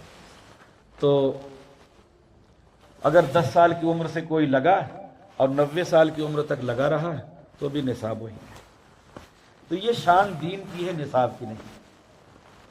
پوری زندگی اسی پر رہنا، یہ شان دین کی ہے، یہ نصاب کی نہیں۔ اور اگر ایک بھاری بات یہیں عرض کر دوں کہ جو تصوف میں جو وظائف وغیرہ مقرر کیے جاتے ہیں وہ ہمیشہ کے لیے مقرر نہیں کیے جاتے۔ جن مقاصد کے لیے مقرر کیا گیا وہ مقصد حاصل ہو گیا تو بس بند، اور اگر اس کے بعد بھی جاری رکھیں گے، دین جیسا معاملہ کریں گے تو بدعت ہو جائے گا۔ نصاب کی خاصیت یہ ہوتی ہے کہ نصاب ایک مقصد کے لیے ہوتا ہے، نصاب کا وقت پورا ہوا، مقصد ہاتھ میں آیا، کام ختم۔ اور تیسری خاصیت یہ ہوتی ہے کہ نصاب ہر جگہ یکساں نہیں ہوتا، وہاں کچھ ہوگا، یہاں کچھ ہوگا، وہاں کچھ ہوگا۔ ندوہ کی لائن سے جو مدرسے ہیں اس میں الگ ہے، دیوبند کی لائن سے جو مدرسے ہیں اس میں الگ ہے، اور پھر علاقوں کے اعتبار سے الگ الگ ہے نصاب۔ تو یہ 3 فرق ہو گیا نصاب میں، 3 فرق ہو گیا۔ اور دین کی شان یہ ہوتی ہے کہ اس میں تبدیلی گوارا نہیں ہے، اور دین کی شان یہ ہوتی ہے کہ وہ ہر جگہ یکساں رہے گا، اور دین کی شان یہ ہوتی ہے کہ ہمیشہ اس پر عمل ہوگا، یہ نہیں کہ 2 مہینہ عمل کر کے بس ختم۔ تو اب آپ فیصلہ کر سکتے ہیں کہ یہ 6 نمبر یا فضائل اعمال یا منتخب حدیث یا حیات الصحابہ، یہ جو طریقہ رائج ہے یہ نصاب کی حیثیت ہے یا دین کی حیثیت ہے، اس روشنی میں آپ فیصلہ کر سکتے ہیں۔ اور ایک آسان اور تدبیر بتا دوں، نصاب یا ذریعہ یا وسیلہ یا انتظام، اس کی فضیلت قرآن و حدیث سے نہیں بیان کی جاتی، اس کی فضیلت قرآن و حدیث سے۔ آپ کے ہاں مدرسے میں 6 گھنٹے تعلیم ہوتی ہے، آپ اس کی فضیلت حدیث پاک سے بیان کریں، ایسا نہیں ہوگا۔ نصاب، وسیلہ، ذریعہ، یہ چیزیں جو ہیں اس کی فضیلت قرآن و حدیث سے نہیں بیان کی جائے گی۔ اگر قرآن و حدیث سے فضیلت بیان کرتے ہیں اس کا مطلب یہ ہے کہ آپ نے اس کو دین بنا لیا۔ اب آپ صاحب گشت اور یہ اور یہ اور یہ جو ہے اس کی فضیلت آپ قرآن و حدیث سے لا کے ڈھونڈ کے، اور وہ بھی فرضی موضوع حدیث ہے، تو ایک دم بالکل واضح ہے کہ جو کچھ کر رہے ہیں یہ ذریعہ نہیں، یہ وسیلہ نہیں، اور یہ نصاب نہیں، بلکہ اس کو دین بنا لیا۔ اور جب نصاب اور ذریعہ اور وسیلہ کو دین بنا لیا جائے تو اسی کو تو بدعت کہتے ہیں۔ किसी और चीज़ को थोड़ी खिलाते। ये तो मैं ये कहने वाला नहीं था, लेकिन शायद आप लोगों की तलब थी इसलिए ये बात आ गई। हमको तो कुछ कहना और था। खैर, निसाब की बात भी हो गई। वजादिलहुम बिल्लती ही अहसन। तो अब झगड़े की नौबत आ सकती है, तो अपने आप को संभालना होगा। गुस्सा से काम नहीं चलेगा। हिल्म और बुर्दबारी, सबसे ज़्यादा हलीम अल्लाह ताला, इन्नल्लाह गफूरुन हलीम। उसके बाद रसूल पाक अलैहिस्सलातु वस्सलाम। तो फिर हम लोग वारिस हैं तो हमें भी हलीम होना चाहिए। कितने चोर, डाकू, जानी, बदकार, शराबी, कबाबी सब दुनिया में जी रहे हैं, काफिर, मुशरिक, और अल्लाह ताला सबको खिला रहे हैं। ये अल्लाह का हिल्म है, वरना किसी को कुछ न मिले। तो हम लोगों को भी हलीम और बुर्दबार होना चाहिए। क़ुव्वत बर्दाश्त, क़ुव्वत ज़ब्त, उनकी हज़ार बातें, हज़ार गालियाँ, हज़ार चीज़ें सुन लेना और ज़ब्त कर लेना और बर्दाश्त कर लेना। फिर मौका की तलाश में रहें कि कब समझाएं और कैसे समझाएं। देखिए, मालूमात एक चीज़ है और उस मालूमात को मुंतकिल करना और समझाना अलग चीज़ है। तदबीर, हिकमत, समझ, बूझ, फ़हम, बसीरत, ये मुस्तकिल एक काम है। डॉक्टर लोग डॉक्टरी पढ़ते हैं तो पढ़ने के बाद बाकायदा किसी डॉक्टर के साथ कुछ दिन रहते हैं ताकि तजर्बा हो जाए। मास्टरी के लिए जिनका इंतखाब होता है उनको बाकायदा तरबियत दी जाती है, फिर उसके बाद उसका इम्तिहान होता है, फिर पढ़ाने के लिए रखा जाता है। तो ये काम ऐसा नहीं है कि बस हम एकदम से किताबों का मुताला करें, जो इसमें महारत रखते हैं उनसे कुछ हासिल करें, अल्लाह ताला से दुआ करें, फिर धीरे धीरे तदबीरें आने लगेंगी। एक साहब हज़रत थानवी रहमतुल्लाह अलैह के यहाँ दाढ़ी मुड़ाए आते थे, दाढ़ी नहीं थी, और हज़रत थानवी रहमतुल्लाह अलैह के, हज़रत थानवी रहमतुल्लाह अलैह अपना इंतज़ार कर रहे थे कि हम किसी दिन मौका से समझाएंगे। एक दूसरे साहब बैठे थे, उनकी जाने की बात कहने लगे कि आप इनको बताते नहीं, कहते नहीं, आप कहें तो ये मान लेंगे, दाढ़ी रख लेंगे। तो हज़रत ने फरमाया कि सुनो, अगर तवा गर्म ना हो और उस पर रोटी डाल दी जाए तो रोटी कच्ची रहेगी, और जो रोटी तवा पे कच्ची रहेगी फिर वो नीचे पक नहीं सकती आग में। इसलिए तंदूर में रोटी लगाने वाला इंतज़ार करता है कि तंदूर अच्छी तरह से गर्म हो जाए, और तवे पर रोटी पकाने वाली इंतज़ार करती है कि तवा कायदे से गर्म हो जाए। ऐसे ही हमको भी ज़रूरत है कि हमारा मुखातब सुनने के मूड में हो जाए, समझने के मूड में हो जाए। हम ऐसा माहौल बनाएं, फिर उसके बाद वो गुफ्तगू उससे करेंगे। ये नहीं कि एक बात मालूम हो गई बस कल सवेरे से शुरू की, तो अभी कुछ किसी को नहीं कहना, अभी अपने ही आपको कहना है अभी। और इसका ये भी मतलब नहीं है कि उनको हकीर, जलील, घटिया, कमज़ोर नहीं। गलतियाँ लोगों को लगती हैं और गलती में लोग मुब्तला हो जाते हैं, और फिर उसमें कुछ लोग मुदाहनत करते हैं जिसकी वजह से वो गलती में और बढ़ जाते हैं। असल गलतियाँ हमारी ही बिरादरी की, असल गलतियाँ हमारी ही बिरादरी की। अगर वो साफ साफ बात कह दें और समझा दें तो आम पब्लिक तो उलमा के पीछे ही रहने वाली है। तो वजादिलहुम बिल्लती ही अहसन इन्न रब्बका हुवा अअलमु मन यज़िल्लु अन सबीलिही। तो इसमें वाज़ो नसीहत में इस बात का एहतमाम बहुत ज़रूरी है। मैंने ये कहा था कि 3 बातें होनी चाहिए। एक ये कि हमारी नीयत ठीक हो, वाज़ो नसीहत में, बल्कि नीयत से पहले जो बात हमें कहनी है वो बात हक और दुरुस्त हो, और उसकी हक्कानियत और दुरुस्तगी मुताला से मालूम होगी, अहले इल्म से मालूम होगी। जो बात समझानी है उसके मुताल्लिकात को अच्छी तरह से देख लिया जाए, दाएं बाएं आगे पीछे, उसके लिए दलाइल और मिसालें खूब अच्छी तरह से दिमाग में अज़वर हो जाए। ये ना हो कि समझाने के वक्त हम अटकने लगें और सोचने लगें कि कहाँ ये बात लिखी, एकदम उस पर दस्तरस और उबूर हासिल कर लें। तो इतना मुताला करेंगे तो ये वाज़े हो जाएगा कि ये बात हक है या ना हक है, अहले इल्म के सामने ये बात वाज़े हो जाएगी। तो पहला काम ये है, चाहे वो जुमा की तकरीर हो, जुमा की बात आ गई तो जुमा में बयान करने के लिए हम पूरी तैयारी करें। जुमा के दिन अल्लाह की तरफ से बहुत बड़ा इनाम है। जुमा में खल्क़े कसीर आती है, एक कोई बात लें और उसको अच्छे से समझाएं, अगले हफ्ता दूसरी बात समझाएं, तो बहुत बड़ा काम हो जाएगा।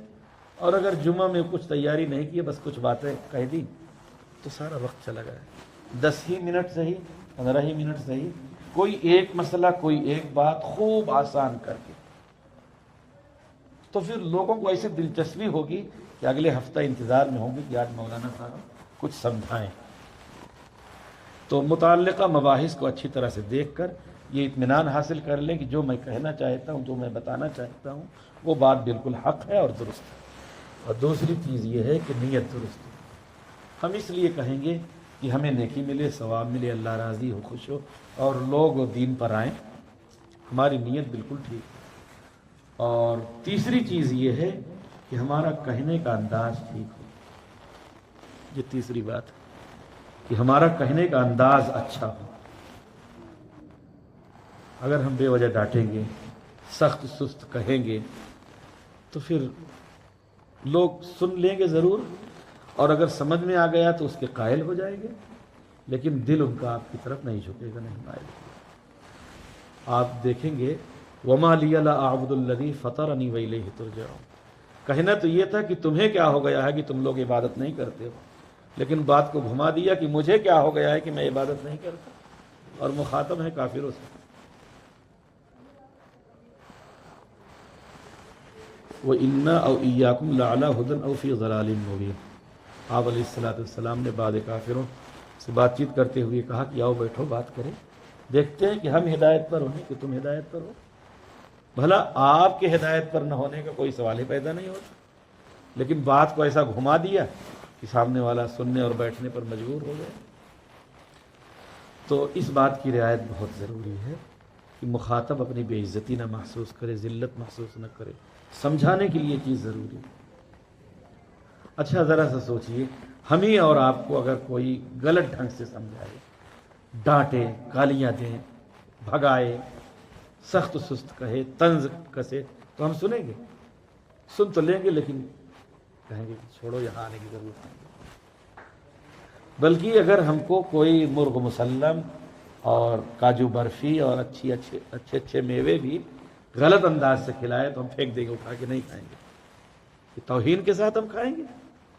اچھی چیز کھلاؤ بھی اور اعزاز و اکرام بھی کرو، تب کھائیں گے. تو سمجھ لیجئے کہ لوگوں کو سمجھانا ہے، ان کا اعزاز و اکرام بھی کرنا ہے، ان کو تکلیف نہ پہنچے اور طنز نہ ہو، ان کو تکلیف پریشانی نہ ہو، عزت نفس کا لحاظ ہو، اس کی رعایت بھی ہو، پھر ہم اپنی بات کو سلیقہ سے کہہ دیں گے. تو جو میں نے وعدہ کیا تو اس میں ایک بات یہ تھی، اور یہ کہا تھا کہ اختلاف کس کا معتبر ہوتا ہے. آج کل ایک بات چل پڑی ہے کہ صاحب اس مسئلے میں اختلاف ہے، عورتوں کی جماعت میں اختلاف ہے، کچھ مولوی ادھر ہے، کچھ مولوی ادھر ہے، جس پر کیا ہوگا. تو اختلاف کس کا معتبر ہے؟ اختلاف ہر ایک کا معتبر نہیں ہوتا ہے.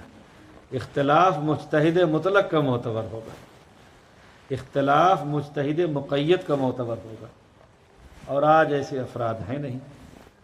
تو پھر باقاعدہ مفتیان کرام کی ایک بڑی ٹیم جو معتبر سمجھے جاتے ہوں، فردن نہیں، باتفاق رائے، وہ اختلاف کریں تو ان کا اختلاف معتبر ہو.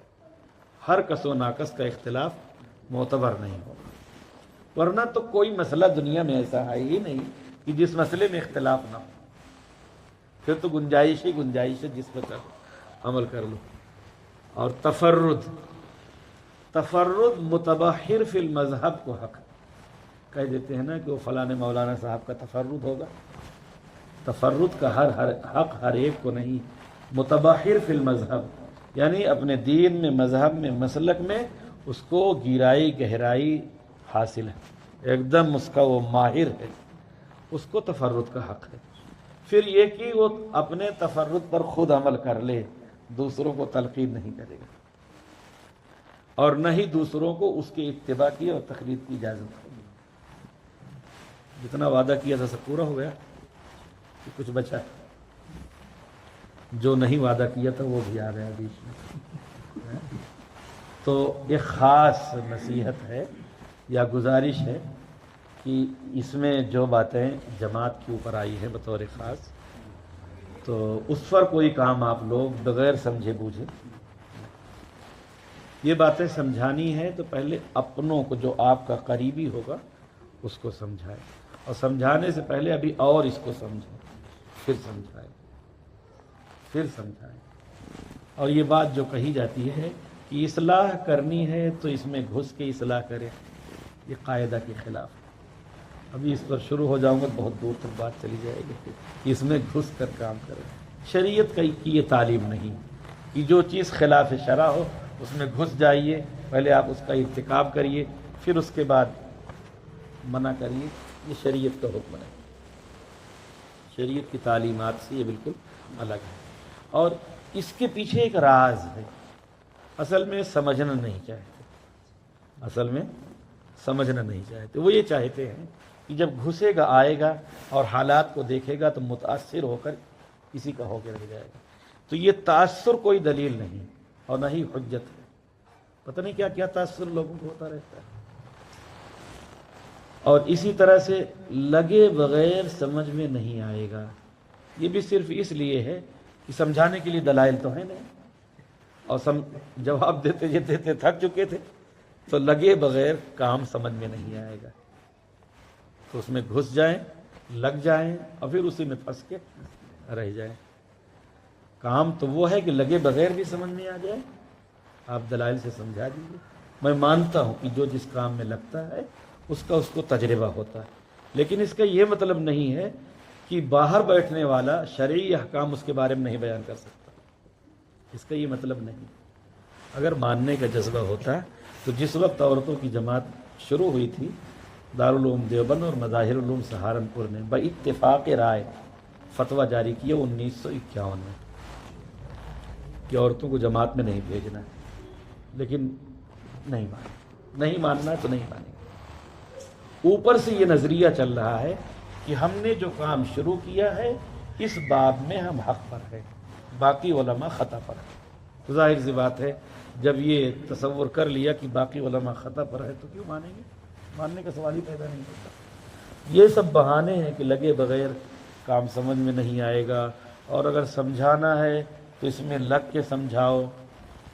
اور دیکھو پنکھا حرکت کر رہا ہے، جامد نہیں ہے، اور تم لوگ جامد ہو، تو میں کہتا ہوں کہ پنکھا گھوم گھوم کے حرکت نہیں کر رہا ہے، اس کونے میں اس کونے میں اس کونے میں اپنی جگہ پہ حرکت کر رہا ہے۔ ہم لوگ بھی اپنی جگہ پہ حرکت کر رہے ہیں، مثالیں بھی ایسی دیتے ہیں کہ اسی میں پھنس جاتے ہیں۔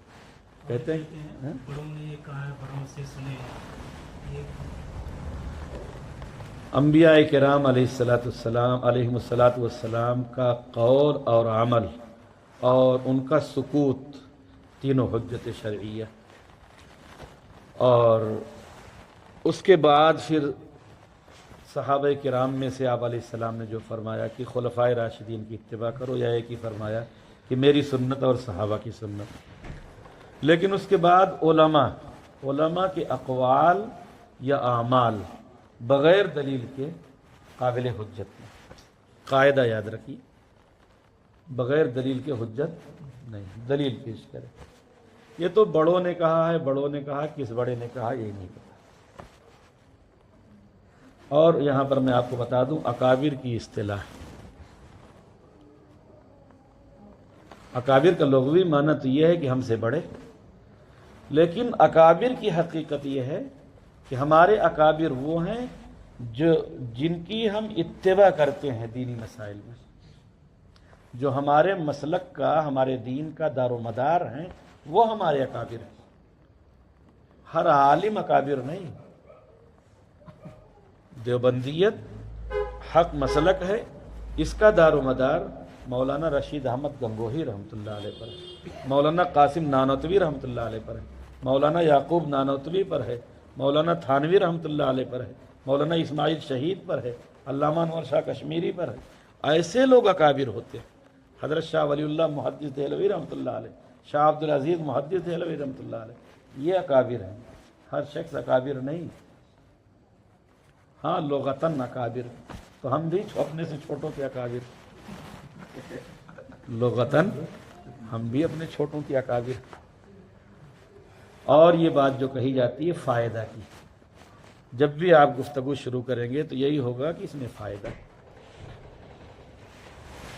وہ فائدہ جو قاعدہ کے موافق ہو وہ قابل قبول ہوگا۔ اور وہ فائدہ جو قاعدہ کے خلاف ہو یا قاعدہ توڑ کر ہو تو قابل قبول نہیں ہوگا۔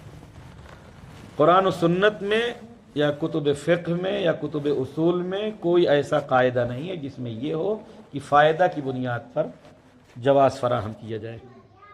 قاعدہ کی بنیاد پر جواز یا عدم جواز ہوگا، فائدہ کی بنیاد پر نہیں ہوگا۔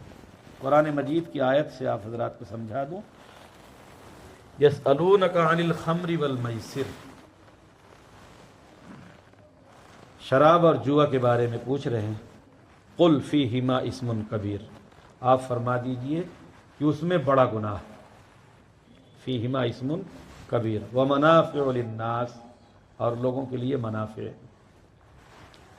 4 مرتبہ میں یہ حکم نازل ہوا ہے۔ شراب کی حرمت چوتھی بار آئی ہے، چوتھی آیت میں۔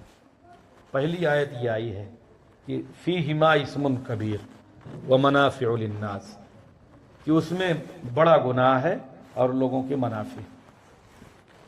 یہاں پر ایک سوال ہے، ابھی شراب کی حرمت نہیں آئی تو فیہما اسم کبیر کیسے ہو گیا؟ ابھی تو حرمت آئی ہی نہیں تھی، یہ پہلی آیت ہے، تو اسم کبیر کیسے اس میں ہو گیا؟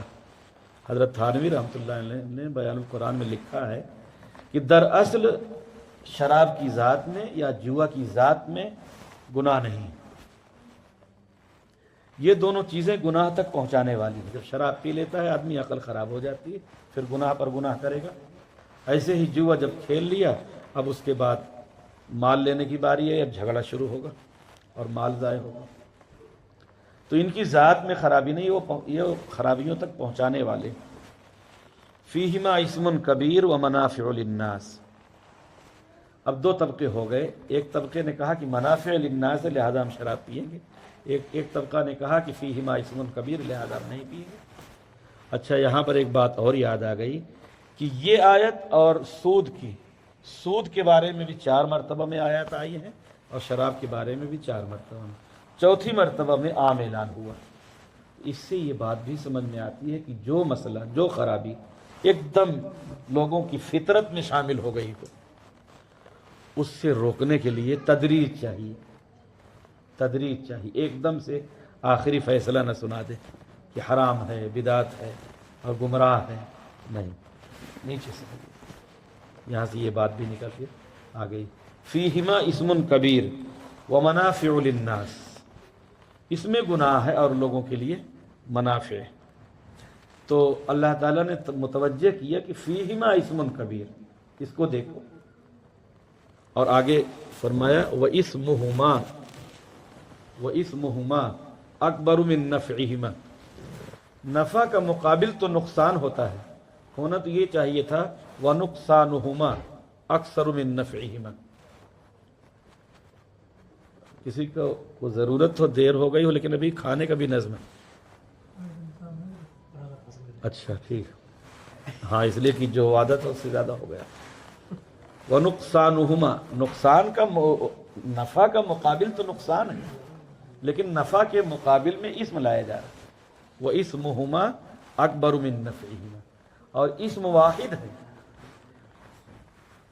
فیہما اسم کبیر میں اسم واحد ہے اور منافع جمع، جس سے اس طرف اشارہ ہے کہ ایک گناہ بہت سارے منافع کو دبانے کے لیے کافی ہے۔ وَإِسْمُهُمَا أَكْبَرُ مِن نَفْعِهِمَا، اللہ تعالیٰ نے سمجھایا کہ سنو، منافع کو مت دیکھو، اسم کو دیکھو، اسم کو دیکھو۔ اور اس کی مثالیں بہت ساری ہیں۔ اللہ تعالیٰ کے یہاں اعمال تولے جائیں گے، گنے نہیں جائیں گے۔ اللہ تعالیٰ کے یہاں اعمال تولے جائیں گے، گنے نہیں جائیں گے۔ اب 5 گھنٹے آپ نے تقریر کی، بہت عمدہ تقریر، اور تقریر کے آخر میں گالی دے دیا، یا ایک کہ کفر شرک بک دیا، سب ختم۔ وہ اچھی تقریریں تو آپ کی زیادہ ہیں، اور یہ ایک ہے، لیکن ایک نے سب کو بیکار کر دیا۔ کھانا بہت سارا پکا ہوا، بہت اچھا، تھوڑا سا اسی میں شراب ڈال دیا اٹھا کے، سب ختم۔ وزن کرے ایک طرف آپ بانٹ رکھیں وہ بٹخرا، क्या बोलते हैं, हाँ? बट बोलते हैं। एक तरफ बट रख दे 20 किलो का और दूसरी तरफ भूसा रख दे, कई हजार भूसे होंगे लेकिन ये अकेला भारी होगा। तो ये इस्म जो है इसको देखना है, मनाफे को नहीं देखना, मनाफे को नहीं देखना, इस्म है या नहीं उसमें। नमाज में एक मकरूह हो जाए तो पूरी नमाज पर हुक्म लगता है कि नमाज मकरूह हो गई। एक मकरूह का इर्तिकाब हुआ नमाज में तो हुक्म लगता है कि पूरी नमाज मकरूह हो गई। एक वाजिब में खलल वाक़ होता है और सजदे सौ नहीं किया तो हुक्म लगता है कि नमाज वाजिबुल इयादा हो गई। तो इस्म चाहे अकेला हो, वो अगर उसमें है तो फराइज में है तो फराइज को बाकी रखा जाएगा, इस्म को निकाला जाएगा। वाजिबात में इस्म शामिल हुआ है, वाजिबात को बाकी रखा जाएगा, इस्म को निकाला जाएगा। सुन्नत मुअक्कदा और मुस्तहब के बारे में कायदा यह है कि उसमें इस्म है तो पहले इस्म को निकालने की कोशिश होगी और निकालने की तवक्को ख़त्म हो जाएगी तो मजमुआ को तर्क कर दिया जाएगा इतने दिनों तक के लिए कि इस्म को लोग भूल जाए, फिर उस सुन्नत और मुस्तहब पर अमल करेंगे। और मुबाह के अंदर इसमें शामिल हो जाए तो शुरू में कुछ रोक टोक की जाएगी और नहीं तो फिर मजमुआ को तर्क कर दिया जाएगा। ये उसूल फ़िक़्ह में कायदा ये लिखा हुआ है। अल्लामा शातिबी के अल-इतिसाम खोल के देखें या बराहीन क़ातिया हज़रत मौलाना खलील अहमद साहब अम्बेडवी की खोल कर देखें, उसमें बहुत मुफस्सल बहस है। तो ये मनाफे की जो रट है उसको नहीं देखना है, उसमें इस्म है या नहीं, और इसमें कितना है वो बता दिए, बहुत सारा इसम बता दिए हों कि कितना है। एक इसम आयात व हदीस के माना में जो तारीफ है फ़कत वही काफ़ी है। बस ये बातें अर्ज़ जो की गई हैं समझने के लिए और इसलिए कि हम आयात को किस अंदाज से समझें। आयात को हदीस को जब आगे पीछे सब पे गौर करेंगे तो उम्मीद है कि इतनी बातें सामने आने के बाद समझने का एक तरीक़ा हमारे सामने आ गया, और समझाने के लिए भी हम अपने आप को पहले मुस्तैद करेंगे, फिर उस हिसाब से समझाएंगे। ये समझाने की बात अपने घर में भी, बच्चों को भी, माँ बाप को भी, भाई बहन को भी, जब भी हम समझाना चाहें तो इन बातों का लिहाज रखें कि उनकी इज़्ज़त नफ्स पर हमला ना हो। अल्लाह ताला हम सबों को ये बातें समझने की और इस पर अमल करने की तौफीक अता फरमाए। उम्मत मुस्लिमा गैर उम्मत मुस्लिमा को दावत देगी, इसका मिज़दाक़ सब आयतों से वाज़ेह होगा। इसका भी मिज़दाक़ या अय्युहल्लज़ीना आमनू आमीन क्या है, बाज़ लोग इससे भी दलील होगा। वो है दूसरा आमीनु साबित कदमी के लिए, ऐ ईमान वालो, या अय्युहल्लज़ीना आमनू आमीनु, ऐ ईमान वालो ईमान पर साबित कदम रहो, डटे रहो। ये अल्लाह ताला ने हुक्म दिया, तो हम ईमान वालों को कह सकते हैं कि ईमान वालों पर ईमान पर जमे रहो, डटे रहो। और अगर ये माना कहते हैं कि ऐ ईमान वालों ईमान लाओ तो गलत है, ये माना गलत है। नमाज की तरफ बुलाना ये साबित कदम रखना, या रोज़े ज़कात हज और दीनी अमाल पर जमाना ये साबित कदम रखना है। लेकिन ये माना कर देना कि ईमान वालों फिर से ईमान लाओ, ये बात गलत है। जो मुफस्सिरीन ने लिखा वही लिखा है कि दूसरा आमीनू इसलिए है कि डट जाओ, साबित कदम रहो। दूसरा आमीनू इस्तकीमू के माना में। हाँ बिल्कुल सवाल कर सकते हैं, आएगा तो बता दूँगा, नहीं तो कह दूँगा कि नहीं। ये वमन अहसन क़ौलन मिम्मन दआ इलल्लाह के ताल्लुक़ से आपने बताया था, हाँ। उम्मत गैर मुस्लिमा के लिए है ये। हाँ, जबकि हज़रत थानवी रहमतुल्लाह अलैह ने अपने खुतबात की जो पहली जिल्द है उसमें इस आयत के इस्तिदलाल के ज़रिए से वो उसका जो उन्वान है दावत और तबलीग, और उसमें उम्मत मुस्लिमा के ताल्लुक़ से हज़रत इस्तिदलाल किया है। इसमें मैंने ये नहीं कहा कि किसी आलिम ने इससे इस्तिदलाल नहीं किया है, मैंने ये कहा कि ये आयत बतौर ख़ास इस मकसद के लिए। अब उन्होंने दलालतन कर दी होगी। बाकी वक़ाल इन्ननी मिनल मुस्लिमीन, किसी मुसलमान को जब हम दावत दे रहे हैं तो यानी नमाज की तरफ बुला रहे हैं तो ये कहने की ज़रूरत नहीं है कि मैं मुसलमानों में से हूँ या मैं मुसलमान हूँ। हम मुसलमान से रूबरू हैं, आपको नमाज के लिए कह रहे हैं और आप देख भी रहे हैं कि मैं मुसलमान हूँ, फिर मैं आपसे कहूँ कि मैं मुसलमान हूँ तो ये बात नहीं बनती। इसको तफसीर में आप देखिए कि क्या माना बयान हुआ जी तफसीर में। बाकी दलालतन, इशारतन या मजाजन दूसरी जगह लोग इस्तेमाल कर लेते हैं, यानी कर सकते हैं। हम तो नहीं कहेंगे कर सकते, कर लेते हैं। अब अगर दलालतन है तो ठीक ही है, इशारतन है तो ठीक ही है, इक्तदान है तो ठीक ही है। अगर इबारतुन्नस के ज़रिए कहें तो इबारतुन्नस इसका ये नहीं, इबारतुन्नस पहले बताया जाता है कि इबारतुन्नस ये है, इसलिए कि असल मफहूम जो है वो इबारतुन्नस होता है। मासीकल कलाम मुलिया जली ही वो इबारतुन्नस होता है। उसके बाद जो 3 तरीक़े और हैं उसके ज़रिए भी बातें निकाली जाती हैं। आगे अच्छा, दूसरा सवाल ये था कि शाह इस्माइल शहीद रहमतुल्लाह अलैह के ताल्लुक़ से, जैसे कि हम लोग दावा करते हैं कि हमारे अकाबिरीन में से हैं, जी, पक्के मुवाहिद थे, यही दावा गैर मुक़ल्लिदीन भी करते हैं। इसकी वजह क्या है क्या दावा करते हैं? कि हमारे अकाबिर में से हैं शाह इस्माइल शहीद रहमतुल्लाह अलैह, बल्कि उनकी जो तक़वियतुल ईमान है वो दाखिल निसाब भी है कि गैर मुक़ल्लिदीन के इदारों में। असल बात यह है कि हज़रत मौलाना इस्माइल शहीद रहमतुल्लाह अलैह ने जिस तरह से तौहीद पर गुफ्तगू की है और शिर्क का कला कमा किया, बेआईन ही गैर मुक़ल्लिदीन उसी पर तो नहीं है, लेकिन गैर मुक़ल्लिदीन को वो बात बहुत पसंद है। गैर मुक़ल्लिद चूँकि तौहीद में अपने आप को बढ़ा हुआ और बेहतर और अच्छा समझते हैं, इसलिए उससे ताल्लुक़ जोड़ते हैं। जिस तरह की किताब मौलाना इस्माइल शहीद रहमतुल्लाह अलैह की है तक़वियतुल ईमान, और रद्द शिर्क में और तौहीद की इस बात में और रद्द बिदात में वो बिल्कुल लाजवाब, बिल्कुल लाजवाब है। इस वजह से वो उससे अपना क़ुर्ब और अपना ताल्लुक़ और अपनी नज़दीकी जोड़ते हैं। बाकी एक चीज़ और थी, उससे तो ताल्लुक़ जोड़ने का कोई ख़ास मतलब निकलता नहीं। किसी ज़माने में हज़रत शाह इस्माइल शहीद रहमतुल्लाह अलैह हाथ जो है सीने पर बांधते थे, ग़ालिबन यही बात है। फिर बाद में उससे जो है रुजू कर लिया, तो रुजू कर लिए तो वो बात नहीं होगी। यही जो तौहीद में पुख्तगी है और शिर्क से जो है दूरी है, यही लोगों को पसंद होगी, इसीलिए उससे लेते हैं। अच्छा, एक सवाल ये था, शाह वलीउल्लाह मुहद्दिस दहलवी रहमतुल्लाह अलैह के साथ सारे मसालिक वाले अपना ताल्लुक़ जोड़ते हैं, जैसे हम लोग खुद जोड़ते हैं, दीगर मसालिक वाले भी जोड़ते हैं। और जबकि हुज्जतुल्लाह बालिग़ा के मुताले के बाद पता चलता है कि शाह साहब, जबकि हम लोग कहते हैं कि हनफीउल मसलक थे, लेकिन हुज्जतुल्लाह में जा बजा वो ज़बरदस्त तरीक़े से तनक़ीद करके निकल जाते हैं अहनाफ पर। असल बात यह है कि हज़रत शाह वलीउल्लाह साहब मुहद्दिस दहलवी रहमतुल्लाह अलैह से तमाम मसालिक वाले जो ताल्लुक़ जोड़ते हैं, उसकी बुनियाद फ़िक़्ह नहीं, उसकी बुनियाद हदीस, उसकी बुनियाद असल हदीस है। और हज़रत शाह साहब के बारे में यही बात राजिह है कि वो तक़लीद नहीं करना चाहते थे, लेकिन उनको हुक्म हुआ ख्वाब में तक़लीद करने का।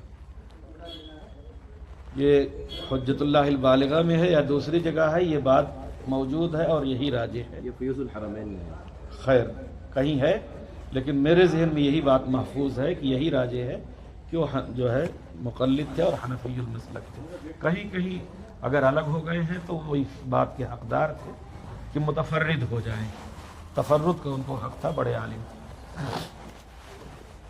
मौजूदा जो अहले किताब हैं, हाँ, जबकि आप अलैहिस्सलाम के ज़माने के जो अहले किताब से थे उनसे काफ़ी मुख्तलिफ हैं, तो हम अहले किताब का इतलाक़ इनके ऊपर कर सकते हैं, जबकि वो खुद ही अपनी किताब को नहीं मानते। इस वक्त जो अहले किताब हैं, ज़ाहिर सी बात है कि वो अपनी किताब पर नहीं। अब ये लोग अपनी किताब पर नहीं, तो और मुशरिक भी है। वक़ालतिल यहूद उज़ैर इब्नुल्लाह वक़ालतिन नसारा मसीह इब्नुल्लाह, और काफिर भी हैं, इसलिए कि आप अलैहिस्सलाम की रिसालत का इनकार किया। तो काफिर कहें, मुशरिक कहें, लेकिन थोड़ा सा वजाहत के लिए बोल देते हैं। अहले किताब कहने के बजाय यहूदी और ईसाई का लफ्ज़ बोला जाता है। अब तो ये लोग इस बात के हक़दार नहीं रहे कि इनको अहले किताब कहा जाए, या अहले किताब के जो अहकामात थे कि उनकी बेटियों से निकाह की इजाज़त है, अब उसके काबिल भी ये लोग नहीं रहे,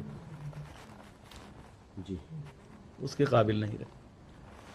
अच्छा, हज़रत एक सवाल जैसे उठता है, ख़ासकर हमारे दियार के वो बच्चे जो यूरोप वगैरह में जाते हैं पढ़ाई के लिए, और वहाँ पे वो ख़वातीन जो ख़ुद को अहले किताब ज़ाहिर करें और किताब को फॉलो भी करें मुकम्मल तरीके से, तौरेत और ज़बूर वगैरह का मुताला भी करें, चर्च वगैरह जाएं, क्या ऐसे मौके पर गुनाह से ज़िना से बचने के लिए उनसे शादी कर सकते हैं?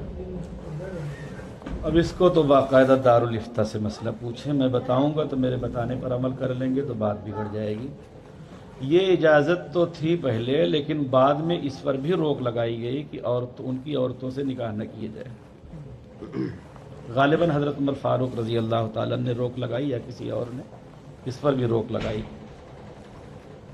अच्छा, फिर और एहतियात का तकाजा यही है कि ये लोग अपनी फितरत से तो बाज आएंगे नहीं, अपनी फितरत से बाज नहीं आएंगे, फिर हमारी नस्ल ख़राब हो जाएगी। और ये ज़िना से बचने के लिए वक्ती निकाह करेंगे तो वक्ती निकाह हमारे यहाँ जायज़ नहीं, निकाह करें तो दायमी करें, हमेशा के लिए करें। ये जो निकाह है निसार, एक उसकी जो शक्ल निकली है, निकाह निकाह निसार, निकाह निसार क्या मतलब है? मतलब यही कि सामने वाली जो खातून है हाँ। उसको भी ये बात मालूम है कि मेरा जिससे निकाह हो रहा है वक्ती है, और मर्द को भी मालूम है कि मेरा निकाह वक्ती हो रहा है, जबकि दोनों ज़ुबान से इजहार नहीं करते। हाँ, ज़ुबान या काल या हाल से ये बात तय हो जाए कि निकाह वक्ती हो रहा है तो हमारी शरीयत इसकी इजाज़त नहीं है। ये तो फिर मुता की शक्ल हो जाएगी। हाँ, अगर इसके इजहार के बगैर कर लें, हाल या काल जी, दोनों में से किसी से भी तय हो जाए कि निकाह वक्ती हो रहा है तो इजाज़त नहीं होगी। निकाह दायमी हो फिर न चल सके रिश्ता वो अलग बात है। निकाह हमेशा के लिए हो लेकिन रिश्ता न चल सके तो अलग बात है। ये सब लगाते रहिए इसलिए कि देरी बहुत हो गई। एक सवाल ये है, जैसे कि दारुल में जो शोबे मुनाजरे से मुताल्लिक़ होते हैं तलबा, इबारत अकाबिर के नाम पर मुस्तक़िल एक मुनाजरा होता है हर साल। उस इबारत अकाबिर में हमारे जो अकाबिर उलमा देवबंद अकाबिर खलासा वगैरह उनके इबारत पर, और साथ में जो दावत व तबलीग के जिनको अकाबिर कहा जाता है उनके इबारत भी आ जाते हैं, और उसके दिफा में भी हम लोग लग जाते हैं।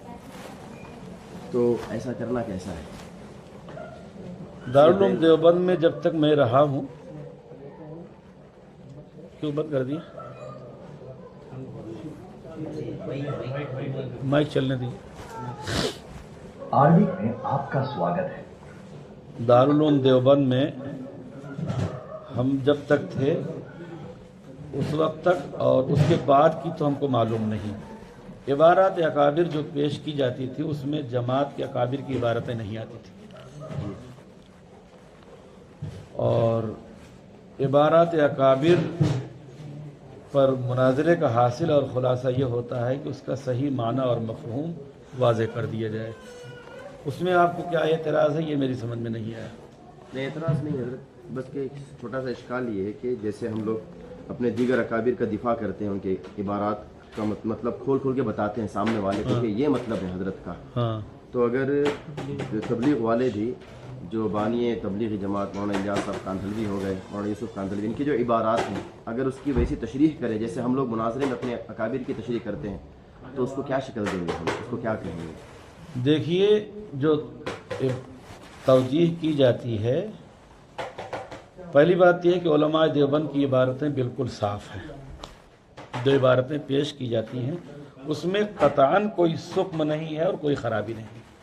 उन इबारतों का गलत मफ़हूम और तोड़ मरोड़ कर अहले बिदात ने पेश किया है, इसलिए उसकी वजाहत की जाती है। और बाकी और ऊपर चले जाएं तो जिनकी इबारतों में गलती है वाकई, उसको हमारे उलमा सतहियात से ताबीर करते हैं और उसको छोड़ देते हैं। कहीं मुनासिब समझते हैं तो कुछ तवजीह कर देते हैं, लेकिन उसको सतहियात में लिए जाते हैं। और ऐसी इबारतें जो गलत होंगी बिल्कुल, उनकी तवजीह की जाएगी तो फिर तो ये होगा कि तवजीहुल कौल बिमा ला यरज़ा बिहिल क़ाइल। अगर अच्छा, एक बात ये है। दूसरी बात ये है कि अब अगर तवजीह कर भी दी जाए जमात की इबारतें, जमात वालों की इबारतें, अब तवजीह का कोई फ़ायदा न होगा। उन इबारतों का जो नुकसान होना था वो सब हो गया। उन इबारतों का जो मतलब लोगों को लेना था वो ले चुके, और नुकसान और बिगाड़ आ चुका। फिर भी अगर कोई तवजीह दुरुस्त तवजीह करे, ऐसी इबारतें जिनकी तवजीह हो सकती हो तो कबूल की जाएगी, लेकिन जो इबारतें काबिल तवजीह न होंगी फिर भी तवजीह की जाएगी तो उसको रद्द किया जाएगा। اب جیسے میں نے بتایا کہ صحابہ کی جماعت میں جانے کے بارے میں اب کیا توجیہ کریں گے، کیا توجیہ کی جائے گی؟ یہ بات اس لیے کہی گئی کہ لوگ اس جماعت کے کام کو اس سے جوڑ دیں۔ ایسے ہی یہ کام قتال نہیں ہے، پھر بھی قتال کی آیات کو، قتال کی احادیث کو، قتال کے واقعات کو، اس کے فضائل کو اس پر منطبق کیا جا رہا ہے ایک دم کھلے عام، اور ان کی عبارت میں یہ بھی موجود ہے کہ بعض حیثیات سے ہمارا یہ کام قتال سے افضل ہے۔ اب کیا توجیہ کریں گے ہم اس میں؟ تو بہت سی عبارتیں ایسی صریح ہیں۔ حضرت مولانا عبد القوی صاحب نے، سن لیجیے، ایک رسالہ 52 صفحے کا تیار کیا تھا، ابھی رکھا ہے وہ، ہم ان کے یہاں رہے ایک ہفتہ، اس پر گفتگو ہوئی تو انہوں نے کہا کہ میں نے ایک رسالہ لکھا ہے وہ دیکھ لو۔ میں نے راتوں رات 52 صفحات دیکھے، صبح میں نے کہا کہ اجازت ہو تو میں حاشیے چڑھا دوں، تو حضرت نے کہا کہ ٹھیک ہے حاشیے چڑھا دوں، اس پر حاشیے چڑھا دیے۔ اس کا پہلا باب اس پر ہے کہ جماعت کے فضائل سمجھ لیجیے یا فوائد، اور دوسرا باب اس پر ہے کہ عبارات کی توجیہ، اور تیسرا باب اس پر ہے کہ آگے اس پر رد و نکیر اور کچھ کام کا کیا طریقہ ہو۔ تو جو انہوں نے عبارت کی توجیہ کی تھی، میں نے کہا کہ آپ نے یہ لکھا ہے کہ یہ تبلیغ سے مراد نفس تبلیغ ہے، اور یہ کام سے مراد نفس تبلیغ، اور اسی کے 3 سطر اوپر آپ نے لکھا ہے کہ یہ طریقہ کار کشتی نوح ہے۔ تو جب طریقہ کار کی صراحت ہو گئی تو یہ سے نفس تبلیغ کیسے مراد ہوگا؟ اس طرح سے میں نے کئی جگہ ان کو دکھایا تو ایک دم سے مولانا چونکے۔ پھر میں نے ملفوظات اور مکتوبات کھولی اور میں نے کہا یہ دیکھیے، یہاں دیکھیے، یہاں دیکھیے، یہاں دیکھیے۔ اب جب انہوں نے سب کو دیکھا ہے تو کہنے لگے کہ سرسری میں نے جائزہ لیا تھا، یہ سب بھی اس میں موجود ہے، پھر تو یہ رسالہ رکھو۔